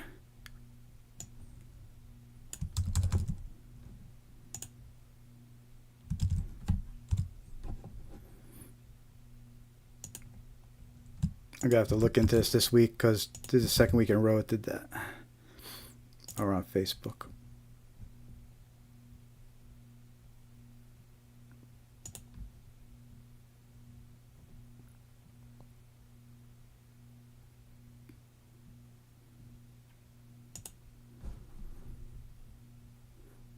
Okay, back in business.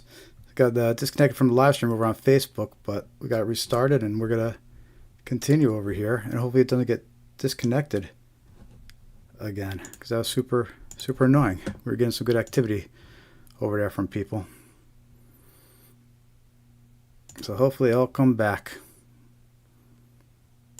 All right. Anyway, sorry everybody if you're just joining. Jared with Scamware 101. Do this live stream every week, spread awareness about common scams. We go over about 20 different types of scams to be aware of. They all target individuals. And right now, we're talking about bank impersonation scams. So if you just joined us, you joined us at the right time. Bank impersonation scams. We're being targeted from all directions when it comes to this scam, whether it's through text messaging, emails, or phone calls. Right? These scammers, they call you on the phone, they impersonate the bank. They send you a text message, they claim to be from your bank. They send you emails, and they claim there's something going on with your bank account. So it's important to be aware that scammers are actively impersonating your bank. And in a lot of cases, they may know what bank you use. So they'll know what bank to impersonate and the claim that they're calling from. Because of data breaches, right? I mentioned that a little bit earlier in the live stream. Because of data breaches, the scammers might know information about you, including what bank you already use. So they'll call you up, they'll impersonate your bank. And in the example of this scam that I'm going to share with you right now, of these bank impersonation scam, is this text message here. And this is a fake text message, a scam, and it's impersonating TD Bank. And what's interesting about this scam example, this text message, is that before the person received this text message, they received a phone call right before it. And the caller ID showed TD Bank on the caller ID. They didn't answer. And when they didn't answer, they got this text message following up from the scammer impersonating TD Bank. So it's a good example of the persistence that, and how far a scammer will go. Right? They're willing to try you on the phone and then send you a follow-up text message. This is what they do for a living. And what's interesting about this example right here, so there was a couple red flags that it was a scam. The first one is it doesn't indicate the account number. Usually, if this had been from the bank, it would have indicated like the last 4 digits of the account. There would have been something more there indicating which account they're referencing. Right? The other thing is, if this had come from the bank, it would have been from one of those 5-digit short codes instead of a full phone number like this. A lot of times messages from banks and official places like that, they won't come from real phone number. They come from like one of those short codes, 5-digit phone numbers. Not all the time, but it's a red flag. If if it's from a bank, you might want to consider checking into that.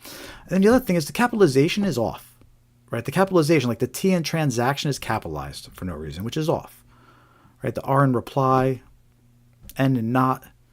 There's certain words where it's just the capitalization is off. And that's always a red flag, too. That's not real. All right, so there's an example of a real text message scam, a bank impersonation scam that comes in through text message. And again, before this text message was received, they tried to run the phone too.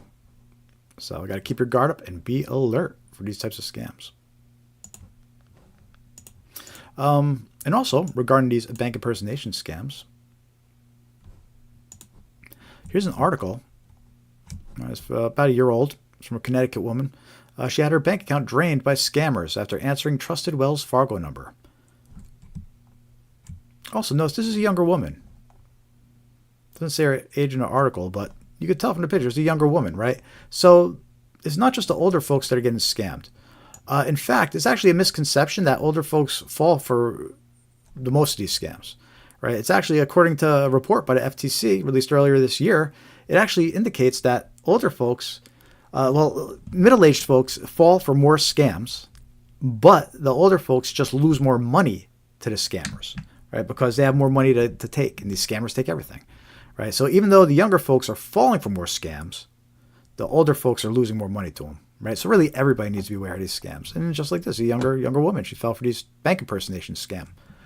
And look, the reason why she fell for it, probably, is because she says she answered a trusted Wells Fargo number. She didn't realize you can't trust caller ID. She didn't realize that scammers can manipulate caller ID. So it's very important to realize that. These scammers, they'll call you. They'll show the bank's phone number. They'll say they're calling from the bank.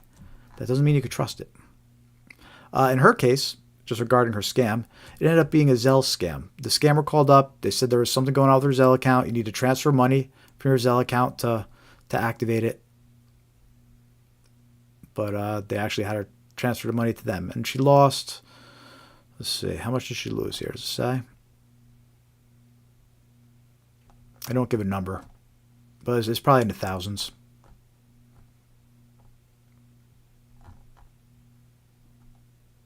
Yep. So watch out for these bank impersonation scams, because they'll call you up. They'll say that there's a problem with your account. They're calling because there's a problem or there's an issue. There's suspicious activity.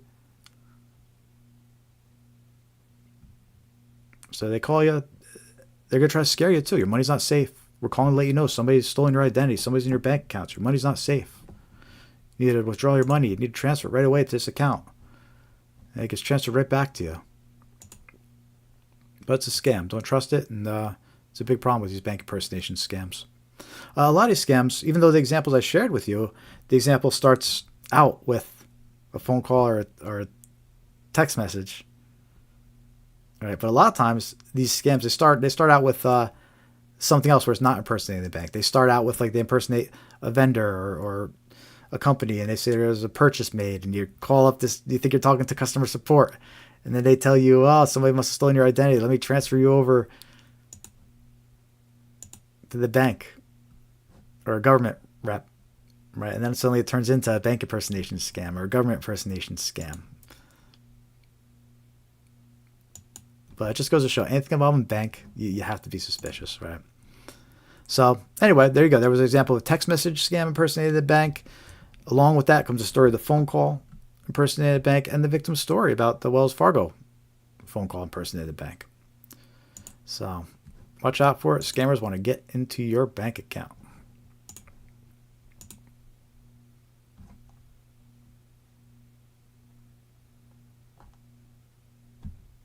Next scam we're going to talk about this evening. This is a very important one to be aware of. Everybody should be aware of this type of scam. According to stats, the older folks, this is one that they do fall for more often. So the older folks especially should stay aware of this scam. But these are tech support scams. And most of the time, these get started with a fake virus alert that pops up on your device. Which, by the way, this type of scam, everybody's susceptible to it. It doesn't matter if you're on your iPhone, your MacBook, your Windows desktop computer, all those devices. If you can browse the internet, right, you're susceptible to this type of scam, because all they are is a website pop-up. It's just a fake pop-up from a website. So if you can browse the internet, you could get one of these fake pop-ups. And you get one of these fake pop-ups, they say, warning, you have a virus. Call this number immediately for support. Right? But if you call that number, you get connected to a scammer. And this is one of the scams we talked about earlier when we were talking about tech support scams. So, important to be aware of that one. And we're going to share some examples of these virus alerts with you so you have a better idea what to look out for here. And we do have a video also that shares all these scam examples too. But let's take a look here at some examples of some fake pop-ups. This one impersonates McAfee. See how convincing it is? It's got McAfee logo, their colors. Action required. Your computer is infected with Trojan. Call McAfee helpline. Right? But that's not McAfee helpline. It's actually going to dial a scammers. A scam center, a call center full of scammers that could try to scam you. This is a fake virus pop-up as part of a tech support scam. Definitely need to stay aware of that and don't fall for it.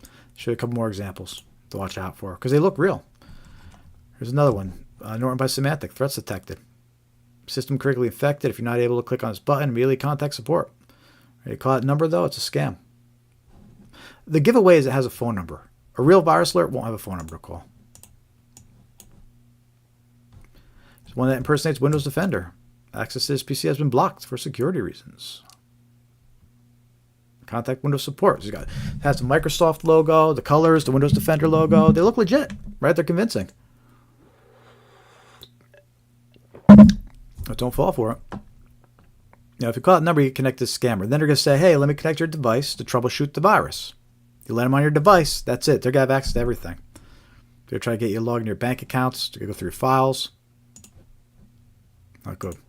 So watch out for these fake virus alerts. That's usually how a tech support scam kicks off. There has been cases where the scammers use a phone. They've called over the phone and they've said, hey, I'm calling from Microsoft or I'm calling from tech support. Your computer has a virus. But I think the most common is these fake virus alerts is what tricks people. They trick you into calling them with these fake virus pop-ups. I mentioned earlier, it doesn't matter what kind of device you're on, right? Whether it's a MacBook, iPhone, Windows. But here's some examples that target Mac users. All right, here's one virus found, big scary red letters. Your Mac computer has 13 infections. Please call tech support as soon as possible. It's got a Safari logo, right, specifically targeting Safari users. If you call that number, get connected to the scammer. Another one impersonates Apple Care. Please call Apple support. macOS is infected with viruses and other malicious applications. It's a scam. Fall for it. There's one more. This is probably the oldest example we have. It's 2022. So it's got the older website layout, but it still applies. These fake pop-ups. You get one that says the exact same thing tomorrow. Warning, macOS is infected with spyware and other malicious applications. All right, call Apple helpline. It's the Apple logo. But you call a number, you connect to the scammer. And these scammers, again, they want to take everything you have. So it's important not to fall for these. Be aware of this scam because they'll tell you your identity's been stolen. Someone's gone to your device, stole your identity. You need to move your money, and they're going to try to take everything you got. They'll try to trick you, like, open up your bank accounts. Let's see if there's any malicious, suspicious activity. You know. So I don't fall for these tech support scams. Doesn't matter what device you're on. It's important everybody be aware of that. And again, this goes back to if you get a scary virus alert, already know who you would call for help. There's no reason to go calling a random number, right? Instead, already have in mind who you're going to call for help.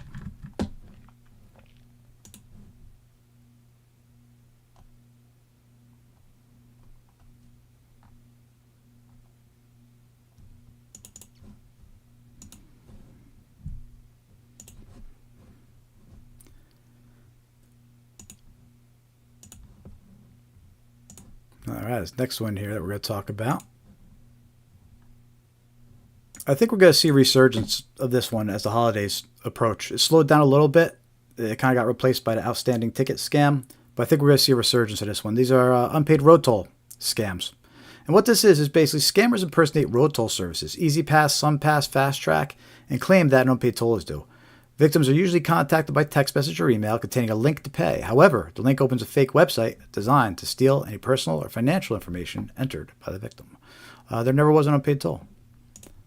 This is especially effective and more confusing to people since there's a lot of pay-by-plate now tolls. So people get confused. They get these text messages and they think, oh, this must be part of a new system. Since I made this graphic, we've seen the scammers impersonate so many other agencies. This barely touches the surface, but we've seen them impersonate SunPass, QuickPass, PeachPass, Good to Go, EasyPass, North Texas Tollway Authority, Drive Easy Maryland, Fast Track. We've seen them impersonate the DMV of each state, the Department of Transportation in each state. We've seen them make up agencies that they impersonate, all that just claim you have an unpaid road toll that's due.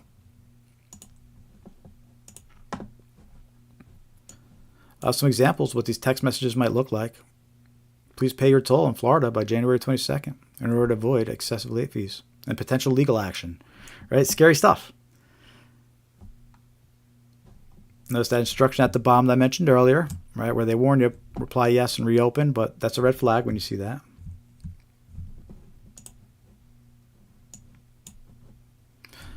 Easy Drive, Massachusetts.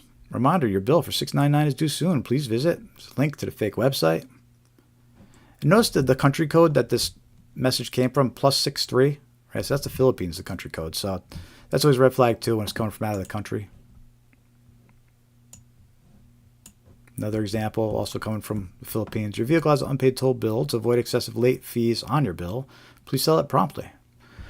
You know, this scam, we started seeing it pop up like kind of middle of last year. We saw so many variations. We saw it evolve. We saw the text change in so many different ways. I think it's a real good example, or one of the first real good examples of how scammers are using AI just to generate different text for their scams and different variations and make it more realistic. I mean, they were inserting dates, pay by this date. In this example, and this one come from a U.S. number, right? Get this text message, just has an attachment. By the way, never open a chat attachments that come into text or email that you weren't expecting. All right, but if you did open the attachment, because Scamware 101 is here to do it for you. If you did open the attachment, it has a PDF attached with a link to a fake website to pay now. All right, but they try to make it look like you have some kind of notice from a toll enforcement authority about a toll violation. But it's all fake. If you click that, it's going to take you to a fake website. So what would one of these fake websites look like? Well, here's an example. This one impersonates Washington State's Good to Go service. And it looks legit. It's got the colors, the logo. Pay an invoice or violation. You click payment. And it steals any payment details you enter. Go to scammer. So those are unpaid road toll scams. Watch out for them. I think we'll be seeing a lot more of these as the holidays start approaching because of holiday travel. Another one that we're going to see increase more during the holidays and still is going strong right now are these fake traffic ticket text message scams. And what's interesting about these fake outstanding tickets, traffic tickets, is pretty much the same thing as these unpaid road toll text message scams. I think the same group is behind it. It's very similar. Look, this example comes from +63, right? The country code, the Philippines again. Except this one, it just says, instead of saying you have an unpaid road toll, it uses all the same scary verbiage, right? This one says you have an outstanding traffic ticket. Right? And in this example, they impersonate the Illinois Department of Vehicles, DMV. And they have all the scary things that are going to happen. They say, if you do not complete payment by July 24th, we will take the following actions. Report the DMV violation database, suspend your vehicle registration, suspend driving privileges, transfer toll booth charges and service fees, affect your credit score, all scary stuff, right? They're using fear to try to get the person to click on a link. And also what's interesting is this example was for Illinois, but notice this. Here's one. It's identical, except it's for Nebraska. So that's an example of when you see warnings coming out of one state, it pretty much means that's statewide by that point. Because there's multiple states warning about the same scams targeting each of them. The outstanding ticket scam. So you get any kind of text message telling you have outstanding ticket, be suspicious. I know that's a scam. Verify through official channels, right? Whoever they're claiming the ticket is from, reach out directly to an organization. Don't trust any links or phone numbers that are in the message. But yeah, those were unpaid road toll scams and fake traffic ticket scams. Be alert, especially as the holidays approach again, because the holiday travel, right? So scammers know this, and they're going to increase targeting people with this type of scam because of holiday travel. People are more likely to fall for it then.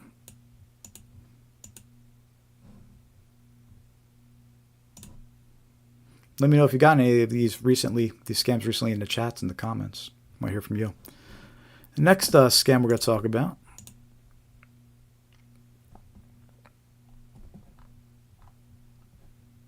wrong number scams. This was a viral video we were talking about earlier. The one, our first and only video so far has got over 100,000, it's up to 101,000 views. It's still going strong. So everybody likes the video. But yeah, it's wrong number scams. Scammers reach new victims by sending text messages to random phone numbers. When someone replies wrong number, or who is this, the scammer attempts to continue the conversation and build a trust with the victim. As trust is gained, this type of scam evolves into a romance or pig butchering scam that ultimately steals money from the trusting victim. All right, so the way a wrong number scam works is they're just trying to find new victims to target. Right, and then when they find new victims, the scam evolves into a different type of scam. It turns into a romance scam or a pig butchering scam, crypto scam. But the way they hook and get the new victim is through a wrong number scam.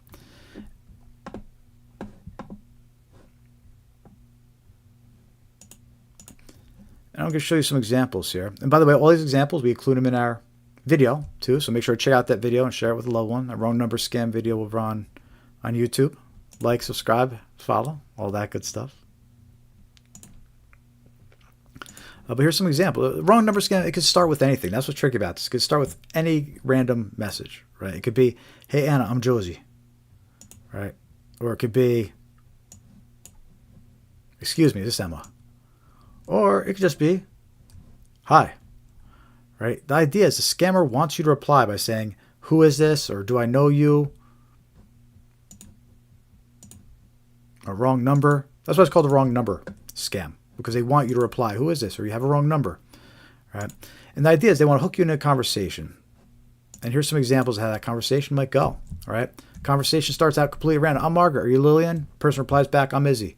Really sorry. I think I made a mistake between your number and Lillian's number. Hope I didn't disturb your good day, right? Izzy replies back, that's okay. At that point, the conversation should end. It's been established. There's a wrong phone number, right? But the scammer's going to keep going because it's a scam. Thank you for your understanding and patience. You are a kind person. I hope you have a good day today. I'm 36 years old. Would you mind telling me your age, right? So they're going to start prying. They're going to ask your age or location. They're going to ask your name. So that's one example. Here's another example. Have a cup of coffee together sometime, right? And the person replies back, who's this? And then he goes into his story. Thought it was my friend Laura. I'm Zoe. Right? The person replies back, yeah, wrong number. Okay, it should stop. At that point, no reason to continue conversations. Established the wrong number. But the scammer goes, I'm sorry, I thought this was Laura's number. I think I dialed the wrong number. Hope I'm not bothering you. Right? The victim replies back, no, you're good. Have a great day. The scammer keeps going. Thank you for your kindness to my situation. I just realized I entered the wrong area code. Where are you from? Right. So in this example, the scammer is asking where you're from. So they ask your age, they ask where you're from, they ask your name, they try to get information about it. They ask you're married, you're employed. They try to start befriending you and getting an idea of what scam to target you with.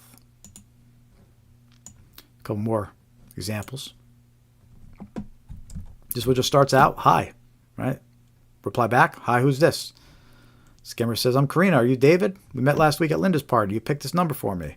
Reply back, hi, I'm sorry you had the wrong number. All right, scammer keeps going. Oh my gosh, I checked and found out I entered the wrong area code. I hope this doesn't bother you. I reply back, that's okay, no problem. Again, it should stop at this point. It's been established as a wrong number. Scammer keeps going. All right, thank you very much. You're a very friendly and polite person. I hope we can be friends. Nice to meet you. My name is Karina. What can I call you? We replied back, Pat, which is funny because we had two Pats in earlier in the live stream before Facebook disconnected. Darn, that would have been a good time. But anyway, and then the scammer replies back, you have a beautiful name. I'm from Malaysia and currently living in Los Angeles. Where do you live? Right. So this one asks where you live. So they're going to start prying and trying to get this information. Eventually, they're going to ask you to continue talking on WhatsApp, and they're going to target you even more. That's how wrong number scam works. They want to loop you in. They want to hook you first and befriend you. Then once they have you over in their WhatsApp list and you think they're your friend, they're going to either do a romance scam or a pig butchering scam. We mentioned crypto or family member trades in crypto. Download this app. It's a scam. Don't trust it. One more example to share with you here. Wrong number scams. They'll include a picture. Sometimes they include a picture. Hi, Byron, I'm Jane. And then, boom, there's a picture. All right, so it comes in at 1:58 p.m. It didn't reply. 4 hours on the dot later, 5:58 p.m. Have you gotten the pictures I sent? All right, so this indicates a few things that are important to be aware of.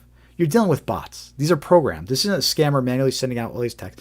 These are bots that are programmed to send out these texts, these same messages, same pictures of thousands and thousands of people. Right? They're programmed to just gather this basic information about you. If you don't answer, they're programmed to resend you a message in 4 hours, sometimes, just like this one did. Right? And eventually you get handed over to a real scammer. But at first, it's all bots just gathering your information, and then it gets handed off to a real scammer who isn't the person that's pictured here. And which, by the way, you could do a reverse image search, it's called. We have links to that on our website. And you can put these images in. You can see if they show up anywhere else. That used to be a good tool. It's still worth using. But now because of AI, these scammers, they can just generate an image that isn't anywhere else. It's not going to show up anywhere else. So they're getting even more clever with the images that they're using of people because they just generate them with AI. So anyway, watch out for these wrong number scams and check out that video on our YouTube channel. It's our most popular video with over 101,000 views, which is amazing. So check it out, give it a like, leave a comment. Stay safe from these wrong number scams.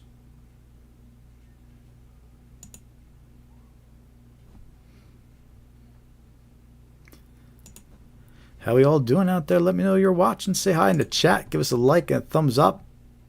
Subscribe, follow, all that good stuff. We want to hear from you. We're going for at least another hour here. Lots of good stuff still coming up. And we're about halfway through. Yeah, we're about halfway through our scams here. We go over about 21 or so different types of scams here on this live stream. We're about halfway through. So still got a bunch more coming up here. Next batch is a good one.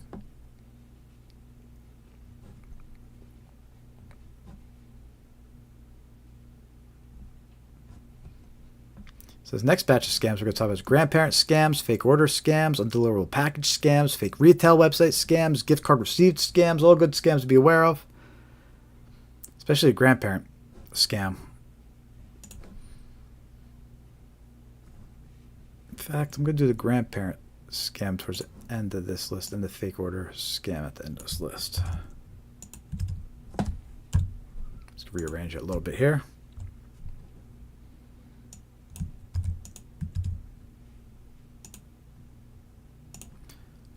Okay, so let's start off with the next scam we're going to talk about is a gift card received scam.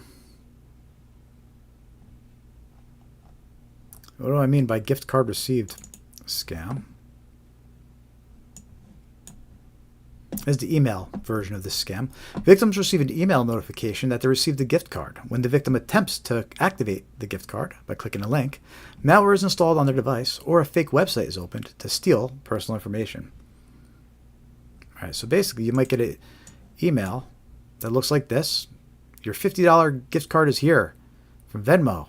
Right, it says your company has given you an employee rewards card. Activate your card today. All right, but this is a scam. If you click that activate link, they're going to try to steal your personal details or they're going to install malware on your device. All right, this is a gift card scam. And again, it's the email version. So what you do if you get an email that says somebody's sent you a gift card? All right, well, what you should do before you click any links, reach out to whoever it's supposedly from and confirm they actually sent it to you. You're going to want to say thank you anyway, right? So two birds with one stone, you say. All right, so you get one of these notifications in email. It says your gift card is here. In this case, it says from your employer. Right, so you'd reach out to your employer and say, hey, do you actually send me this employee rewards card? All right, if it says from a friend or family member, reach out to them. Confirm it's real before you trust the link and click it. All right, so that's a gift card received email scam. That's the email version. We're actually going to talk about the snail mail version a little later. Because you get these fake gift card offers, you get a letter in the mail too, just like an email or a text or anything. So it's always important to verify, confirm, any unsolicited communication or communication we're expecting, an email, a text. It's important to confirm and verify. You with me? Let me know in the chat you with me.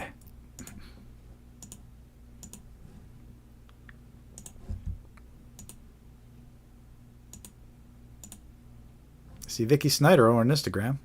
Welcome, Vicky. Don't know if you're still here, but thanks for joining. Say hi and let me know what scams you're interested in. If you're being targeted with any, if any of your friends are being targeted by any, we want to hear from you.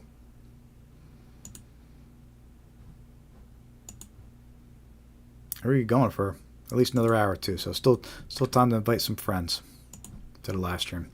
But let's continue here. Next scam we're going to talk about. Oh, which, by the way, if you're just joining, make sure to join our free mailing list, scamware101.com, and hit join mailing list. You can also follow us on your favorite social media, YouTube, Blue Sky X, Facebook Threads, Instagram.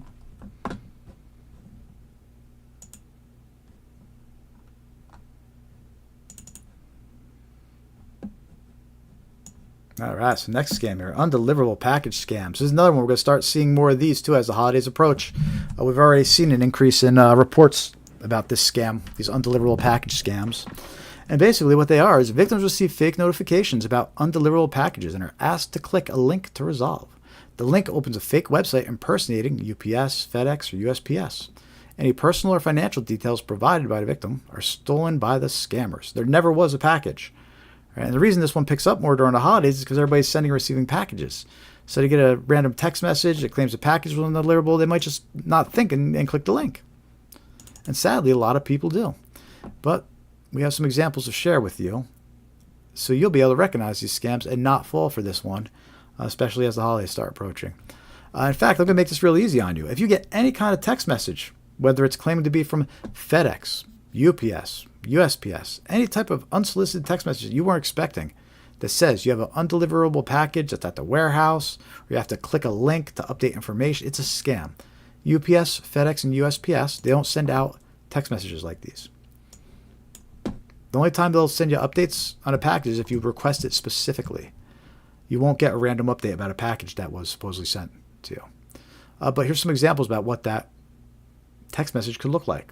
Right. UPS ground, reschedule your shipment delivery. We attempted to deliver your UPS package on June 23rd. There's the spelling error there. It's always a red flag. They put 23rd, 23th instead of 23rd. But anyway, we attempted to deliver your UPS package on June 23rd, but were unable to contact you and the delivery could not be completed. Your package needs to be signed for in person, so please reschedule a delivery by doing the following. All right, and they have a link to the fake website.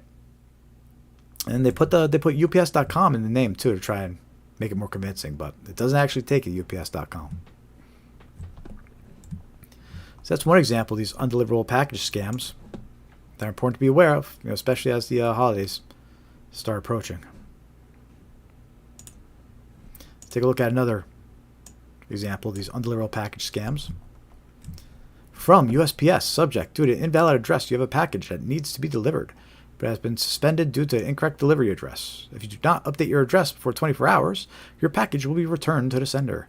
To delivery, there's another spelling error. To deliver your package, please update your address by clicking the link below. Right, it's a fake link. It takes you to a fake website that impersonates USPS. Another example. The USPS package has arrived at the warehouse and cannot be delivered due to incomplete address information. Please confirm your address in the link within 12 hours. And also notice that instruction that's always a red flag, right? Please reply yes and exit and reopen. It's a red flag when you get a message like this.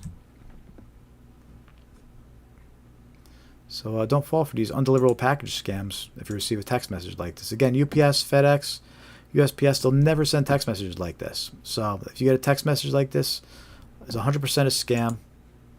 You don't even have to wonder. Block it, delete it. Don't click any links. Do not engage.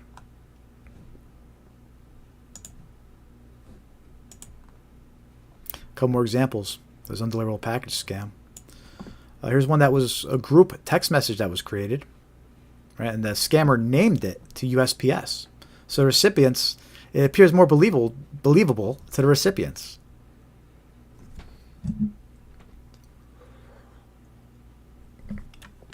So scammer creates a group text, calls it USPS. Says the package does not have a house number. The package transportation is interrupted. Please update. Let's go to the fake link. That's another example, undeliverable package. Here's another example. In these two examples, the text message comes with an attachment. And the scammers are doing their best to try to make it look legit. It's got the USPS logo. Dear customer, your package has arrived at the distribution facility, but you're unable to deliver due to incomplete address information. Please click on the HTML file above to update your address. So again, any unsolicited text messages or emails that have file attachments, don't trust them, don't click them, don't open them. It's dangerous. It can install malware on your device. At the very least, they'll take it to a fake website, but at the very worst, they'll install a virus on your computer. And especially if it's an HTML file. Those can be very dangerous if you open them. All right, so don't open those attachments. And then here's another example. It's pretty much identical to the last one, so it's a PDF file that they attach. So important not to open attachments, click links, or trust any things like that from these unsolicited text messages. Especially if they claim there's an undeliverable package, right? Because it's a very common scam. Again, we're going to start seeing that a lot more as the holidays approach. So don't fall for it.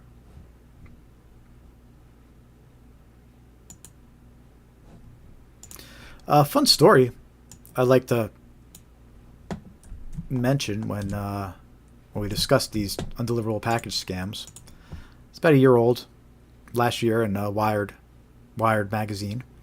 But it says USPS text scammers, so the scam we were just talking about, duped his wife, so he hacked their operation. All right, so one of those messages went to Grant Smith, who infiltrated their systems and exposed them to U.S. authorities. So there's a win. Every now and then you hear a win. But what was interesting about this article, so what happened was this guy's wife fell for this scam, the undeliverable package scam, gave her credit card details over by accident, right? She fell for it. Well, her husband, I guess he's a good IT guy, he actually hacked into the scammer's systems. And he found out all this information that's going on behind the scenes. So first of all, behind that specific scam group, it might be other groups doing the same scam, but behind that specific one, in his case, it was a Chinese-speaking triad group. Chinese triad crime group, right? And they were sending out over 100,000 scam text messages per day, right? So let that sink in. This is one group, and they're sending out 100,000 scam text messages per day. And this article is a year old. They could probably send out a lot more now. Technology gets better and faster as years pass. So, and again, that's just one group. So you got one group sending out 100,000 scam texts. How many others are going out by these other groups, right? There's probably millions and millions of scam text messages going out all day long. But also, he found out some other interesting details too. So they had 438,669 unique credit cards on file. So almost 500,000 victim credit cards, right? Credit cards from victims. So this is why the scammers do that. They're winning. They're successful, right? They had almost 500,000 credit cards on files that they tricked victims into providing. Right, this Chinese scam group. Many people entered multiple cards, and they had 50,000 email addresses logged, 20 that were military or government email addresses. So look, everybody's falling for this. Government, military, all 50 states. All right, 500,000 credit cards, 100,000 scam texts per day. So they're successful. They're going to keep on doing it. That's why you need to be aware. So watch out. So again, these undeliverable package scams, you get any text messages claiming to be from UPS, FedEx, USPS, and they claim that there's an undeliverable package and you need to click a link and update information. Don't trust it. It's a scam. UPS, FedEx, USPS, they do not send text messages like that. So don't fall for it, especially as the holidays approach, and we're going to see an increase of these.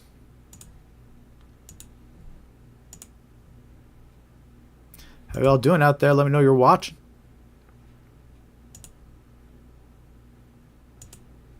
You know what? I'm going to show you an email version of the undeliverable package scam. So I just showed you a text message version. Last year, right around this time, November 16th, Black Friday, we actually discovered an email campaign going out by these scammers where they were impersonating FedEx and UPS and claiming packages were delayed and undeliverable. And this was an email version of a scam. But instead of including a link to pay a redelivery fee, this scam's a little different. Basically says, we're sorry, your package appears to be delayed. You see it has a FedEx logo. We regret to inform you there's been an issue with the delivery of your recent FedEx shipment. We understand how frustrating this could be, and we're actively investigating what happened. As an apology, we'd like to offer you a compensation product up to $100 in value. Right? They don't offer these products. It's a scam. Right? But there's a different version. The email version, they send you this email. The scammers, they claim you had an undeliverable package, and they include a link to get one of these compensation products worth $100. We'll show you those products in a second. But a week later, we get this one. Look familiar, right? November 22nd. So this one has the UPS logo. But it's clearly the same scam, offering the same type of narrative, offering the $100 compensation product, pretty much identical graphics. They just switch out the logo. Right. So don't fall for this type of scam if you get an email claiming you have an undeliverable package, FedEx, UPS. It says click this link. Again, we were actually the only place to report on this scam. It was up during Black Friday and the holidays, and then it disappeared right after because we reported it right away. We put up an article about it, and I think all the domains got blacklisted. But we're going to see it again, I'm sure. It's going to pop up again during these holidays, so watch out for these emails, saying you have undeliverable packages and containing links to these fake retail websites.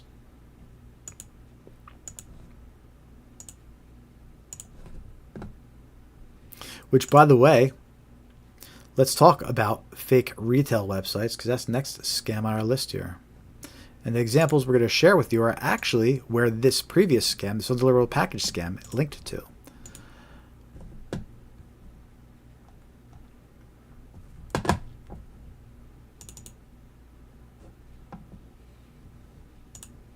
So, fake retail website scams. Again, this is another one important to watch out for during the holidays. We're going to start seeing these increase more and more, offering these amazing deals on hard to find products and items, just in time for Christmas. And this could be a scam. They're just trying to trick you into getting your credit card details or bank details. The product will never arrive. Watch out for the fake Labubu's. Got to mention those. But basically, scammers create fake websites to sell products that are never delivered. Victims are lured in by unbeatable deals and lose money once they pay. These scams often target holiday shoppers or those seeking trending items. And I got some examples to share of these fake retail websites. And again, this was actually the same products or same pages that the Undeliverable package email linked to, right, where they were offering these free compensation products. They linked to these fake retail websites.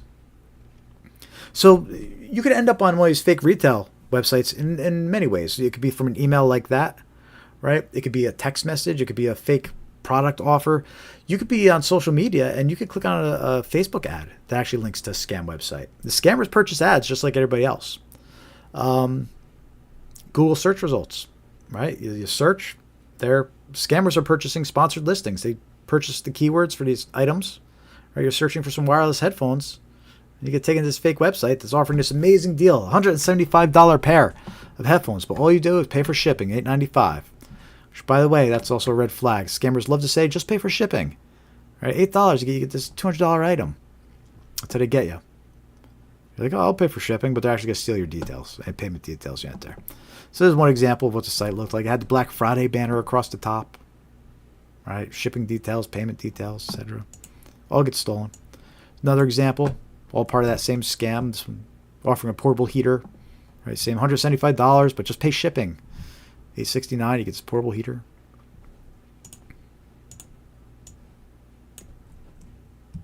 And the other one here, wireless earbuds, right? That was a hot item. Last year probably still is. So we saw those wireless earbuds used in a lot of scams too. But same deal. It's valued at $175. Just pay $8.69. Right, but don't fall for it. It's a scam. If it's too good to be true, it probably is, right? Especially if it's being offered by some website you've never heard of or used before. Right, you have to be suspicious, especially as the holidays approach. Don't get tricked by these fake retail websites. All these amazing email offers or amazing ads offering all these expensive products, saying it's free, just pay for shipping, or special offers from vendors, valued customer discounts. Let's be suspicious. Scam season, people. Scam season. And how we all doing out there anyway? You still with me? Say hi in the chat. Let me know. Hit that thumbs up if you haven't yet. Give us a like, follow, subscribe. Help us spread awareness of these scams. It really makes a difference.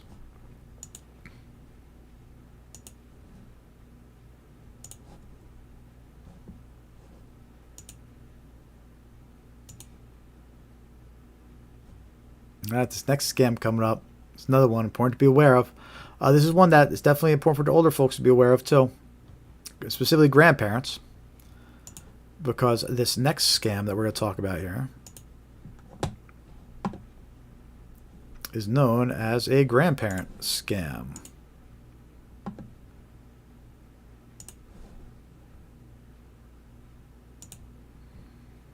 So a grandparent scam is when scammers impersonate a distressed relative, claiming to have been arrested and needing financial help. Victims, usually seniors, act quickly to assist their loved ones.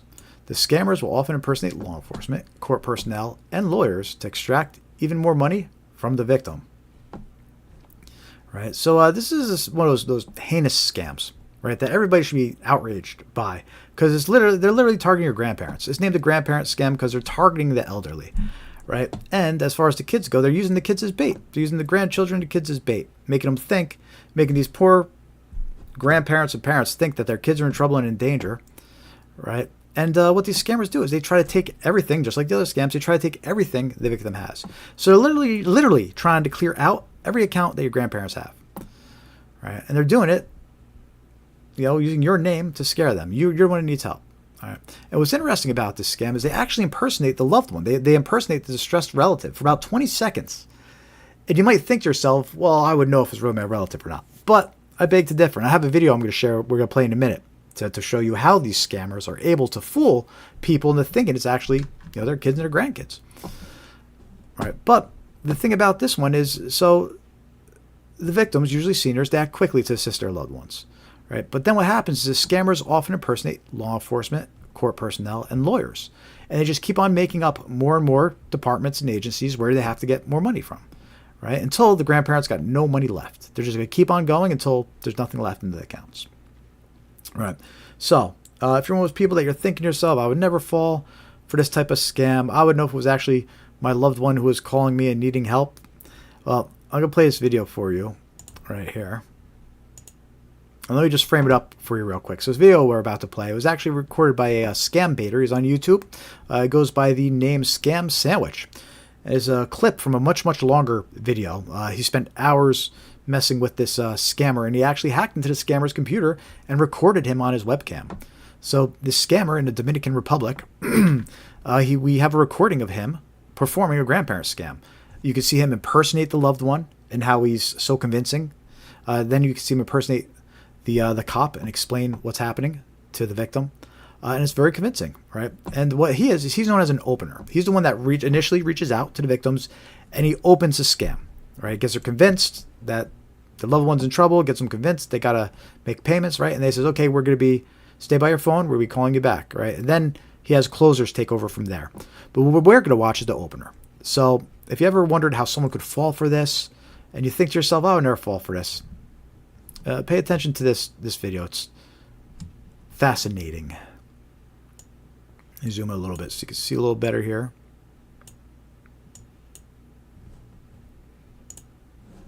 There we go. Okay, I'm going to play it. Let me know if you need the volume turned up, but it should be good. And again, there's a grandparent scammer in the Dominican Republic. Here you go. Oh, Mom, I had a car accident. Huh? I had a car accident, Mom. Is this Linda? It's me, Linda. Where are you? I got a car accident. What happened? I'm gonna put the officer on. I got arrested. You got arrested? Hi, ma'am. Yes. Hi, are you Linda's mom? Yes. What I'm gonna need you to do is grab a pen and paper and write down Linda's case number, ma'am. I need you to hurry up, please, ma'am. Case number? It's the number 2. 2? The letter B as in boy. Can you read that back to me? 2B. Now, I'm going to read what's going on, ma'am, okay? Okay. Linda was involved in a car accident. It was stated in the police report. She admitted that was her fault. While she was driving, she was using her phone. That's what caused the accident, ma'am, okay? Oh, man. The woman that was driving the other vehicle was 7 months pregnant. We had to rush her into the nearby hospital. She might lose her baby. Oh, really? Yes. Now, we actually confiscated her cell phone for legal evidence, so she cannot receive or cannot make calls. This is going to be her only last call. Are you with me, ma'am? Yes, I am. Now, she actually wrote a note down here saying that she didn't want anyone to know about this. Let's honor her wish for right now because it's too much for her right now. That's what she's saying. Okay. What I'm going to need you to do, ma'am, is stay by the phone and wait for the lawyer to call, okay? Okay. Okay, bye-bye, ma'am. All right, bye. The next. So that's a fascinating clip about a grandparent scam, and it kind of shows you how someone could fall for this. At least I feel like it does. Hey, Patricia. Oh, welcome to the YouTube. Oh, thanks for subscribing. Awesome. Yeah, I don't know what happened to the Facebook feed. It disconnected. So I have it running again, but the original one disconnected, the live stream. But cool. I'm glad you found us over on YouTube, too. Excellent. Very good. But yeah, that grandparent scam, it's wild, right? And you could see how someone could, I could see how someone could fall for that. Because when he impersonates a loved one, he's just crying. It could literally be anybody that sounds distressed and crying. It's real quick. It's 30 seconds, right? And then he starts impersonating the cop. So once I saw this video, I was kind of like, oh, I can see how someone could fall for that a little bit more now. But anyway, yeah, grandparent scams. And again, these guys, scammers are ruthless. And what I mean by that is they want to clear out the bank account completely. So make sure your grandparents and parents are aware of this one, right?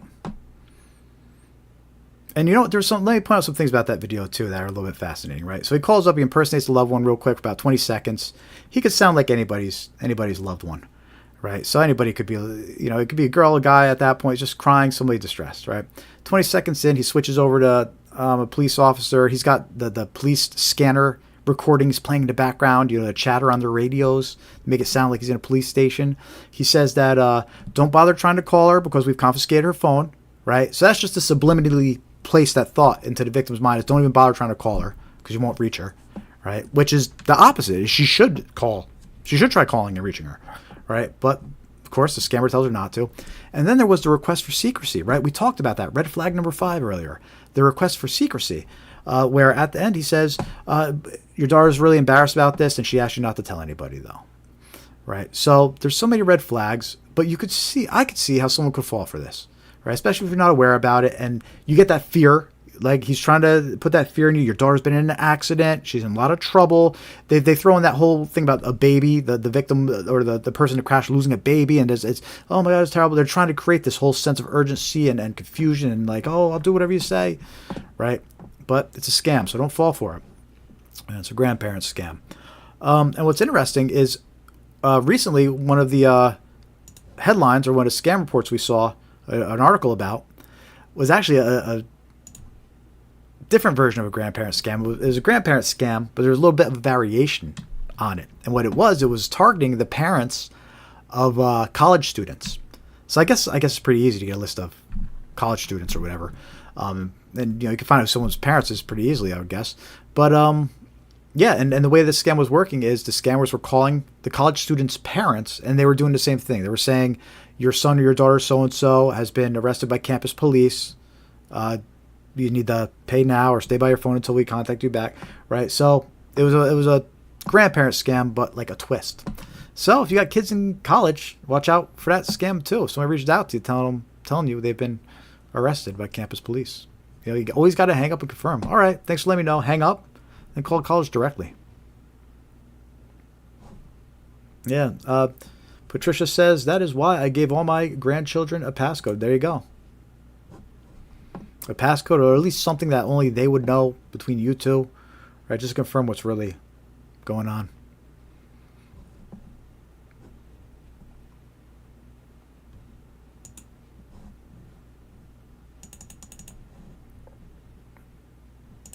How we all doing? Let me know in the chat if you're still watching. Got some activity over on YouTube. Nothing going on Instagram much. Facebook, I was hoping we'd get some traffic back, but ever since it crashed after the first live stream, 2 weeks in a row, we have to reach out to them about that one. But anyway, if you just joined us, hit that like button, follow, subscribe, and help us spread awareness of these scams. I'm Jared with Scamware 101. We do this every week. It's a free live stream. We go a few hours, usually at least 3 hours, and tonight's no different. We're going to be going at least 3 hours tonight. And our mission is just to spread awareness about these scams. All these scams that target individuals like you, me, your friends, your family, your loved ones. So it's important to be aware of these scams so you could stop them before you lose money to them. Too many horror stories out there about victims losing their life savings to these scammers. It really is heartbreaking.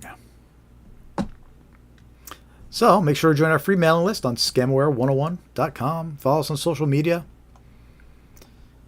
And we'll do our best to keep you informed and safe. Next scam we're going to be talking about here. Fake order scams. These fake order scams, this is another one, very important to be aware of this one. We're being targeted from all directions. Oh, hold on, before we dive into that, just Dave mentioned every time you watch this video, you could pick something out different. Yeah, that grandparent scam video, it's good. There's so many little details behind the scenes that are going on with that. And that's an older video too. So imagine what they're doing these days. But yeah, so many little details that they go into that. But those details matter. Those details, that's what tricks people. It's the level of detail that tricks people.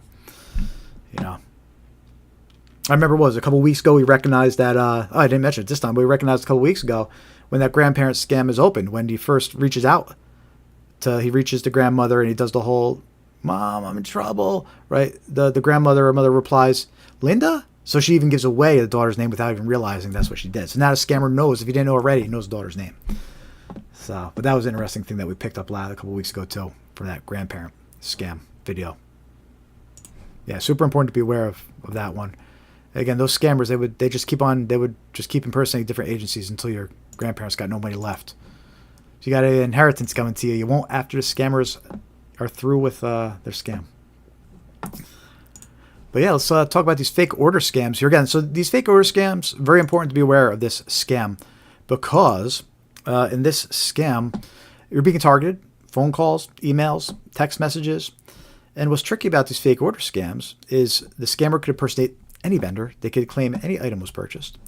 And basically how these scams work is victims receive a fake notification that an order was made under their account, whether it's a text message, phone call, right? And the notification, it says, if this wasn't you, call this number to dispute it. All right? And the idea is the scammer's trying to trick you into calling this fake support phone number to dispute this fake order. There was no order. And you're not actually calling customer support. You're actually calling scammers. You know, the scammer's going to impersonate customer support. Oh, let me help you. Let me connect your computer and see what the notification says, right? They're going to try to scam you. And it all starts with a fake order notification, whether it's an email, a text message, a phone call. And again, this one's important to be aware of because it could be any vendor that they impersonate. It could be any item that they claim you purchased. So it's more of the concept and idea of this scam that you have to be aware of and alert for. But we have a few examples that we're going to share with you of this scam right now because it is so important to be aware of.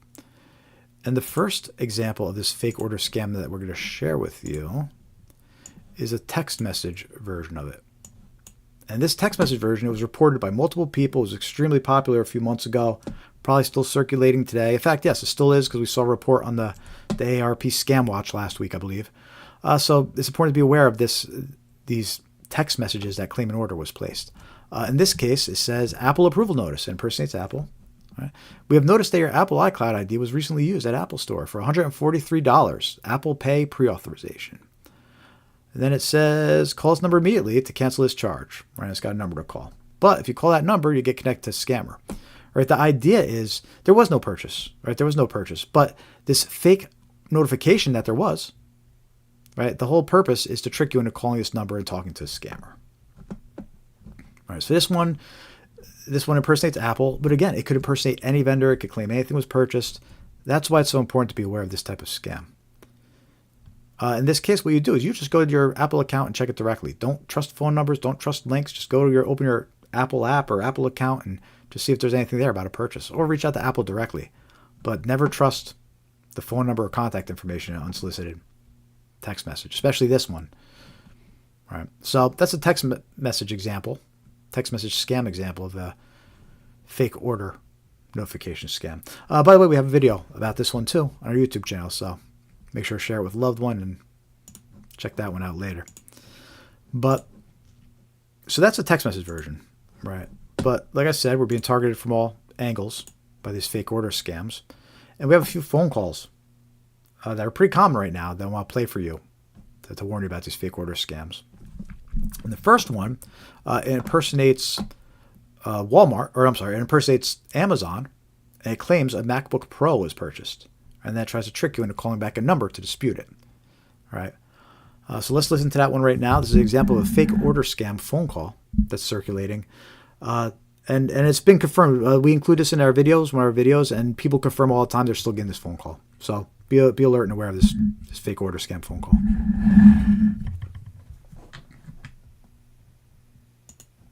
This call is to authorize the payment of $1,499 for the recent order of Apple MacBook Pro on your Amazon account.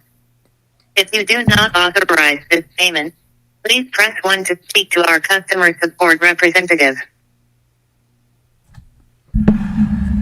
Right, so the idea is somebody was supposed to pick up that call and then press 1, they actually connect to a scammer. Right, they said a MacBook Pro for $1,499 was purchased under your account. Right, so you like $1,490. Right? So someone will get a message like that. Well, I didn't spend $1,400. I better press 1. Right? They're trying to scare them and get them to press 1 immediately. They don't realize that they get connected to a scammer. They think they're talking to Amazon, right? But it's actually a scammer. Right? So that's how a fake order notification works. They try to trick you with some kind of fake order was placed, and they trick you into calling them. All right. We have another phone call example here of a fake order scam. The second phone call here. This one impersonates Walmart, and it claims you purchased a PlayStation. All right. So let's listen to that one. Again, it's another example of a fake order scam. We are trying to contact you concerning an unverified purchase of PlayStation 5 Special Edition bundled with Pulse 3D headset being ordered from your Walmart account for an amount of $859.50. If you did not authorize this transaction or wish to cancel, please press 1 or return our call on same number at your earliest convenience. So there's a red flag right there, right, where it says call back number at earliest convenience. Whenever they don't leave a real number, when they're telling you to call back whatever number's shown on your caller ID, that's a red flag, and big indicator it's a scam. But anyway, this was a second example of a fake order scam phone call. They claimed that a PlayStation was purchased under your Walmart account, right? And you're gonna call like what? Walmart PlayStation? They call back number shown to dispute it. Right? I think it said was $800. I think it said. Right? You're gonna call back. You're gonna dispute it. Right? But you get connected to a scammer, and that's how they get you. So what you really do is you go check out your Walmart account. You don't have a Walmart account, you need to be aware that this is a scam. And if you're going to call back, if you're feeling daring and you do call back, don't give them any information. Don't let them on your device. And especially if it's one of these phone calls, it's a scam. Know that it's a scam. All right. So far we looked at a text message version of a fake order scam. And we listened to 2 phone call examples of a fake order scam, all active, all circulating recently, and important to be aware of. But what else can we talk about? I said you're being targeted from all directions by this scam, right? So what about email? Yes, so there is an email version of this scam also circulating and targeting people. So we have this news article from about a year ago, last year. A 23-year-old Lincoln woman reported losing $4,100 after falling victim to an identity fraud scam in July. Notice the age 23-year-olds, right? So that just goes back to confirm. Don't think you're immune to these scams because you're young. Younger people, they fall for more scams than older people. It's just the older folks lose more money. They have more to lose. Right? But younger folks need to be aware of this stuff too because they're falling for it just as much like this 23-year-old Lincoln woman fell for it. She lost over $4,000 to a fake order scam. In her case, it was the email version of the scam. So the article says, the scam began on July 17th with an email claiming she had purchased an iPhone. The woman called the number provided in the email to dispute the purchase. All right, so let's stop right there. That's the wrong number. That's the fake order scam. All right, she got notified by email that she purchased an iPhone. That's the fake order notification. And then she called the number in the email to dispute it. So she fell for the fake order notification scam. Now when she gets on the phone with them, it evolves into a different type of scam. All right, so now let's see what... By the way, this article is great because it tells you what happens afterwards. So she's on the phone with them. She thinks that she's talking to Apple about an iPhone that she didn't purchase, but she was notified about. Well, she's actually talking to scammers. And the scammers tell her somebody stole her identity, had multiple accounts across multiple states, and then they connected her to another scammer posing as a CIA agent who instructed her to withdraw $3,600 from her bank account. The next day, she was directed to use the money to purchase Walmart gift cards and send photos and receipts. Additionally, the woman sent another $500 gift card to scammers. Right. So big red flags there. The gift cards red flag, right? That we talked about earlier. And that's your last chance to stop the scam too. Right. As soon as you're gift cards, that should trigger a red flag. Right. But you need to be aware of these fake order notification scams. Because they can say any item was purchased, they can claim to be from any vendor. So be suspicious, don't fall for it. Be aware we're being targeted from all directions with that one.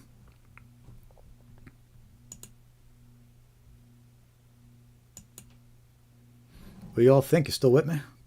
How we doing in the live streams?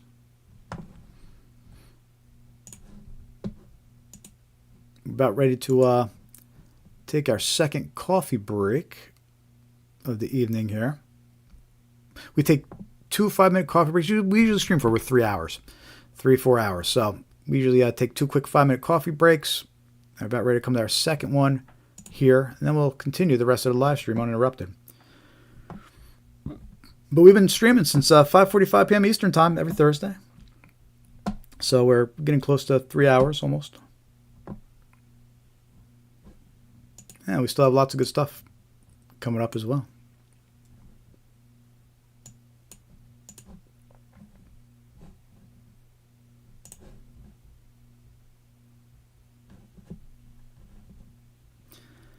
The next batch of scams that we have coming up, we're going to take a quick coffee break, but the next batch of scams we're going to talk about some QR code scams, very important to be aware of. They've become more popular nowadays, important to be aware of these QR code scams. And we're also going to talk about some snail mail scams too, because we're still being targeted with traditional mail. So we have some examples of active scams, of all those types of scams. So you could be aware and protect yourself if you're targeted with one of these. So stick around. Lots of good stuff still coming up. Hit that thumbs up button. Give us a like, follow, subscribe if you haven't yet. Say hi in the chat. I want to hear from you.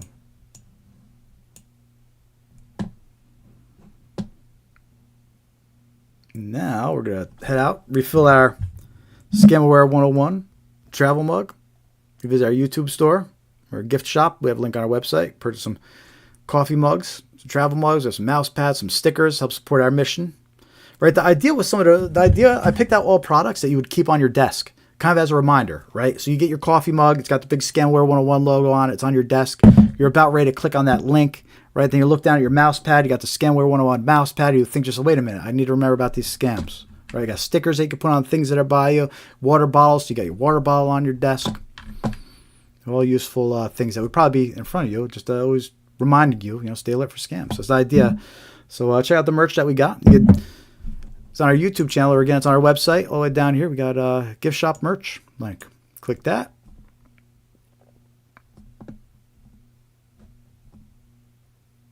And there you go. We got a few items here you can check out. Help support our mission. And we also have memberships and super thanks enabled over on YouTube as well. So if you want to throw us a couple bucks, sign up for a monthly membership. We got them starting at like $15, I think we got them starting at. Or the super thanks. We'll take a couple bucks too over on YouTube as well. Help support the mission. That's my favorite rapper, Little Meg 3. Happy Halloween Eve. Thank you, Little Meg 3. Happy Halloween to you too.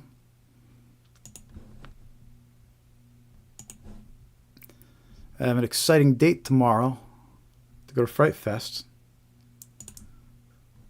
So excited about that.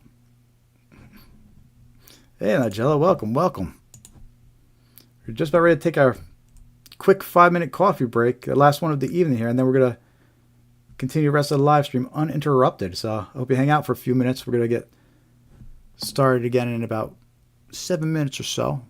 It was about 8:35. We're going to get started again. Good to see you, though. Thank you for joining. Always good to see you.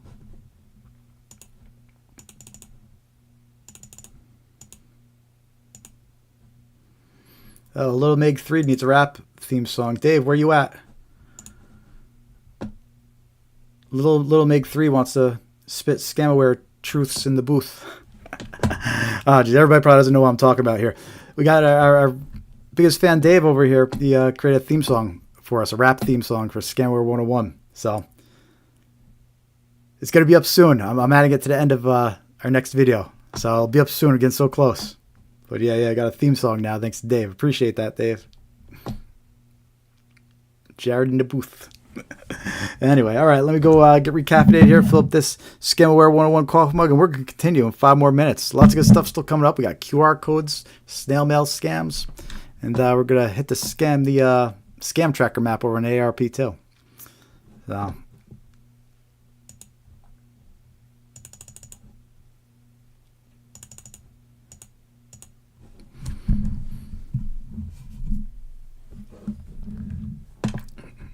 play it, huh? Let me see. Let me see if I could play it while I go refill my coffee here.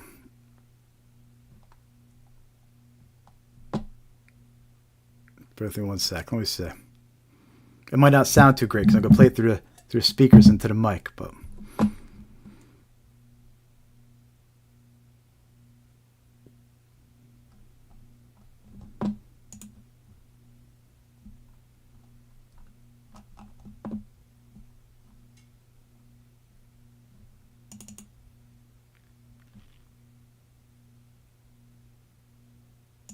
Okay, let's see here. Let's see how this is.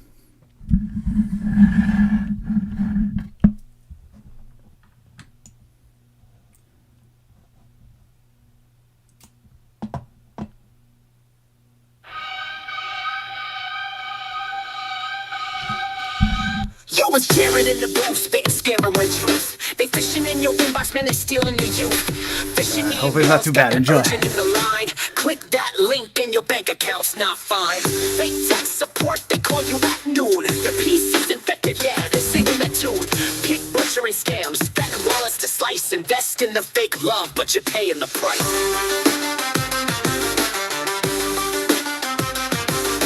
Scammerware 101, keep your eyes wide open. If the deal seems sweet, man, they're probably hoping. Snatch your cash, leave you broken to spare. Stay woke, my equal, man, these crooks don't care.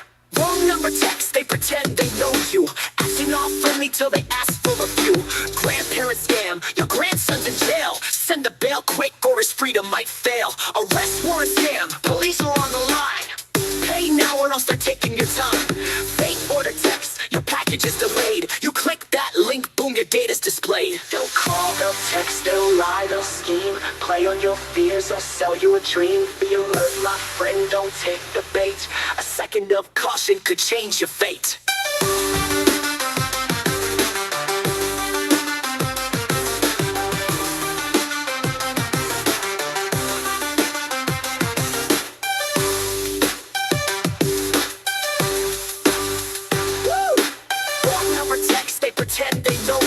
Acting all friendly till they ask for a few.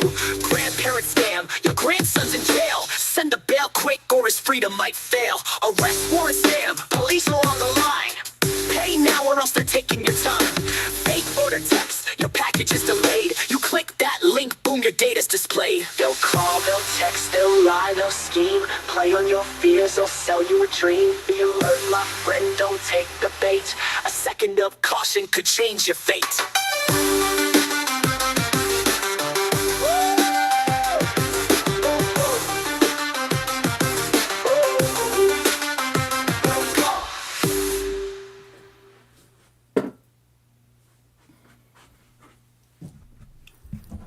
There you go, not bad, huh? What'd you think? Were you able to hear that? Just gotta finish up the coffee break here. Let me know if you're able to hear that.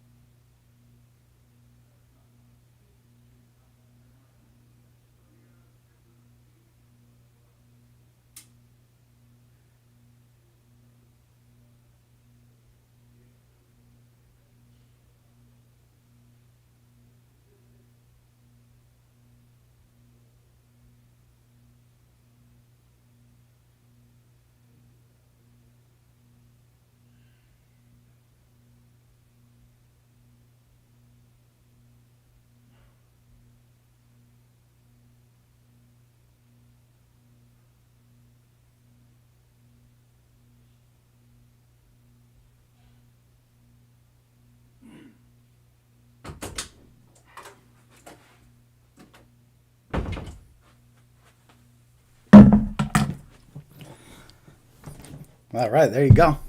I got to get the official hold video going. This way I'll have the music go for the whole 5 minutes next time. But there you go. That was the debut of the Scamware 101 theme song, courtesy of Dave. Thank you, Dave. We got to have Little Make 3 rapper do a guest appearance on the on that song next time.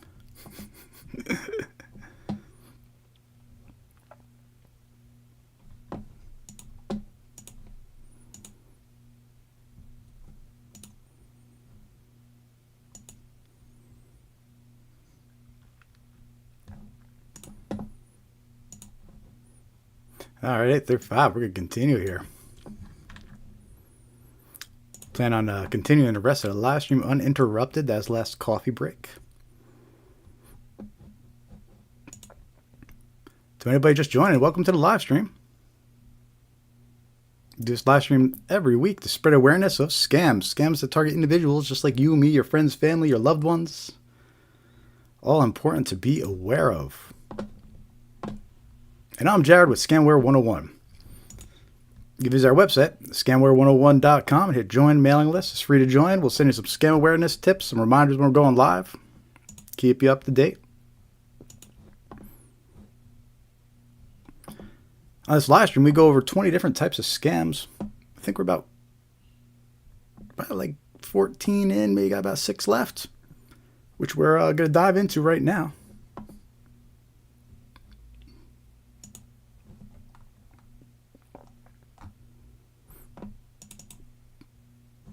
In the meantime, hit that thumbs up button, give us a like, say hi in the chat, let us know you're watching. Want to hear your experiences? What scams are you being targeted with? Do you know people are falling for scams? It's important to spread awareness and then share that information. All right. But anyway, let's dive into it. We're going to talk about some QR code scams. Super important to be aware of these QR code scams nowadays. Thanks to COVID, everybody kind of knows how to scan QR codes on their phone now. Or the hands-free menus and things. So now QR codes have kind of been mainstream. And they're on everything. And scammers know this, and scammers use them too. All right. So the first QR code scam that we're going to talk about is a free gift postcard that has a QR code on it. Right. We talked a little earlier about the free gift email version of this type of scam. But here's one where it's a free gift postcard that you actually receive in the mail. And basically, you receive the postcard in mail offering a free gift. When the victim attempts to activate the gift card by scanning a QR code, malware is installed on their device, or a fake website is opened to steal personal information. All right, here's an example of what one of these postcards might look like that has a QR code on it. And notice how it offers wireless Bluetooth earbuds. All right, and the example we had earlier was a fake retail website that was offering wireless Bluetooth earbuds, right? Because they're popular. It's a popular item, and it's just another example of how these scammers they pay attention to what items are trending and what gifts are popular as the holidays approach, and they integrate them into their scams, like these wireless Bluetooth earbuds. And this example of the postcard scam, where it's a free gift with a QR code to scan, the person who submitted it says if you scan it, it'll take you to a phishing website that captures your personal information, such as name, address, Amazon account information, and even your credit card details. So you have to be careful with scanning QR codes. You know, all QR codes are the same things as clicking links, except you're just scanning them. All right. So just like you want to be careful with clicking on links that came from unsolicited sources and visiting links to websites you've never heard of or that are named funny, right? You want to use that same amount of caution when it comes to scanning QR codes. You don't just want to scan random QR codes. So watch out for this. You get a postcard offering you a free gift, especially something that seems too good to be true, like wireless earbuds. You know, those usually go for a lot. Be suspicious.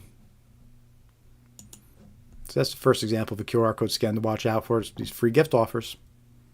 You know, even if it's for anything, right? So I'm using the postcard as an example, but this could be a free offer that comes to your email and it has a QR code there. It could be a free offer somebody hangs on a flyer in public. It's got a QR code on it.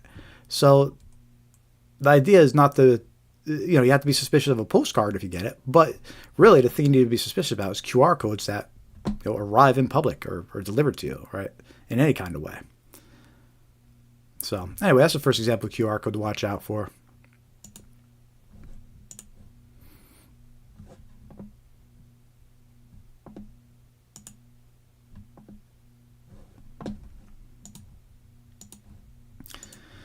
Next scam worth mentioning. I'm not going to spend too much time on it, but we have a video about it if you want to learn more, but it's brushing scams. And the whole topic with brushing scams could be a little confusing. So without going too deep into it, again, you can watch the video we have about it if you want to learn more about the details of a brushing scam. But the idea is if you receive a strange package in the mail that you weren't expecting, right? If it has a QR code on it, It doesn't have delivery information. It says scan here for information. Right? Be suspicious, because that's known as a brushing scam. You receive a package or envelope that you weren't expecting. It might have some worthless item in it, like flower seeds or a ping pong ball or a keychain. So some weird worthless item. And you're like, why did I get this? Right? And the only thing it has is a QR code to scan. It might say scan this QR code for more information. Right? But you have to be suspicious about that. It's known as a brushing scam. You scan that QR code, it could take you to a malicious website, right, that installs malware on your device. Right? A lot of times these brushing scams, the reason you'd receive these strange packages of worthless junk items, the piece of that brushing scam is it's actually a review scam. These scammers, they're just ordering these worthless items so you can leave these reviews. And to leave these reviews, they have to put in fake addresses, which just coincidentally probably ended up being your address from one time. So if you get these weird items delivered, don't worry about it. Throw them out. Worthless junk is nothing to worry about. But don't scan the QR code if there's a QR code, because that's a dangerous part of this scam, is actually scanning the QR code. So that's a brushing scam. Again, we did a video about that. If you want to learn more about it, check it out.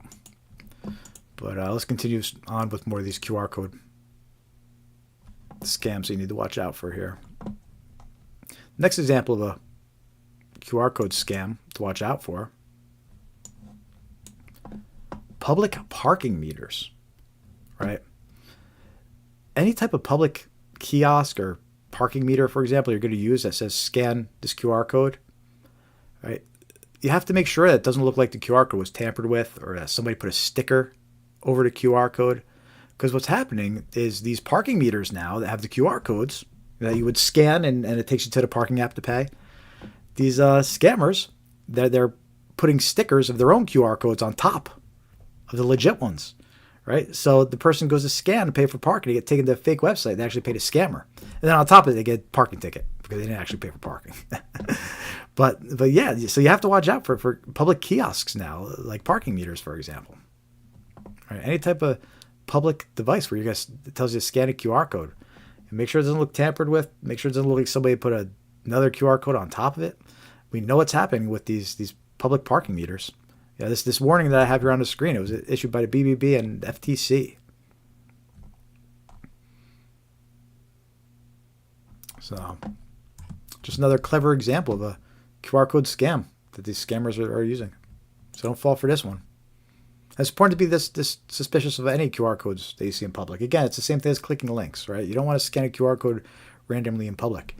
The best QR code is one that you don't have to scan. And what I mean by that, for example, is the donate slide that we have here on our video, right? When it gets to the donate slide on the screen, you'll notice that it has the QR code, for Scamware 101, but there it is. It also includes the URL, right? It says scamware101.com/donate, right?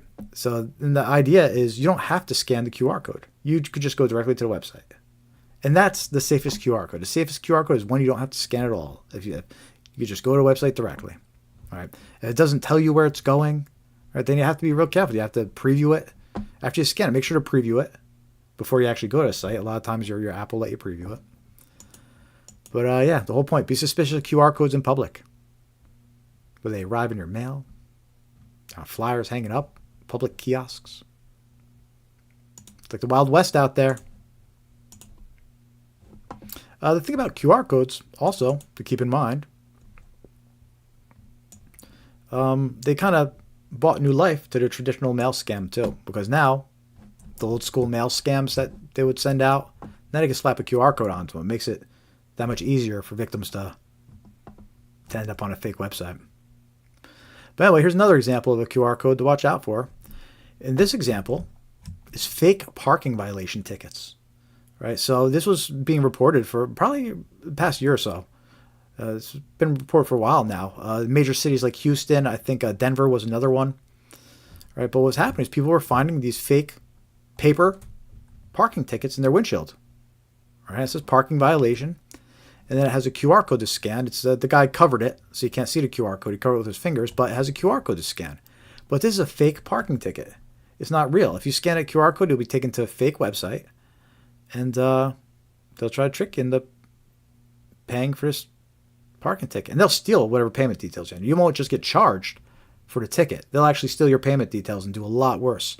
They'll go buy things and make much worse purchases under your, using your payment details. So anyway, you get these tickets in your windshield wipers. Make sure they're legit. You can't even trust that anymore these days. Right? The scammers get creative. So watch out for those parking violations. What's interesting about this example is notice how it doesn't look like it has a real website to go to. I think if this had been a legit ticket, it probably would have had the website listed too to go to, not just a QR code. So the fact it doesn't tell you the address to go to, that's suspicious. But anyway, watch out for a scam. Just another creative QR code scam that scammers are using. Scammers everywhere.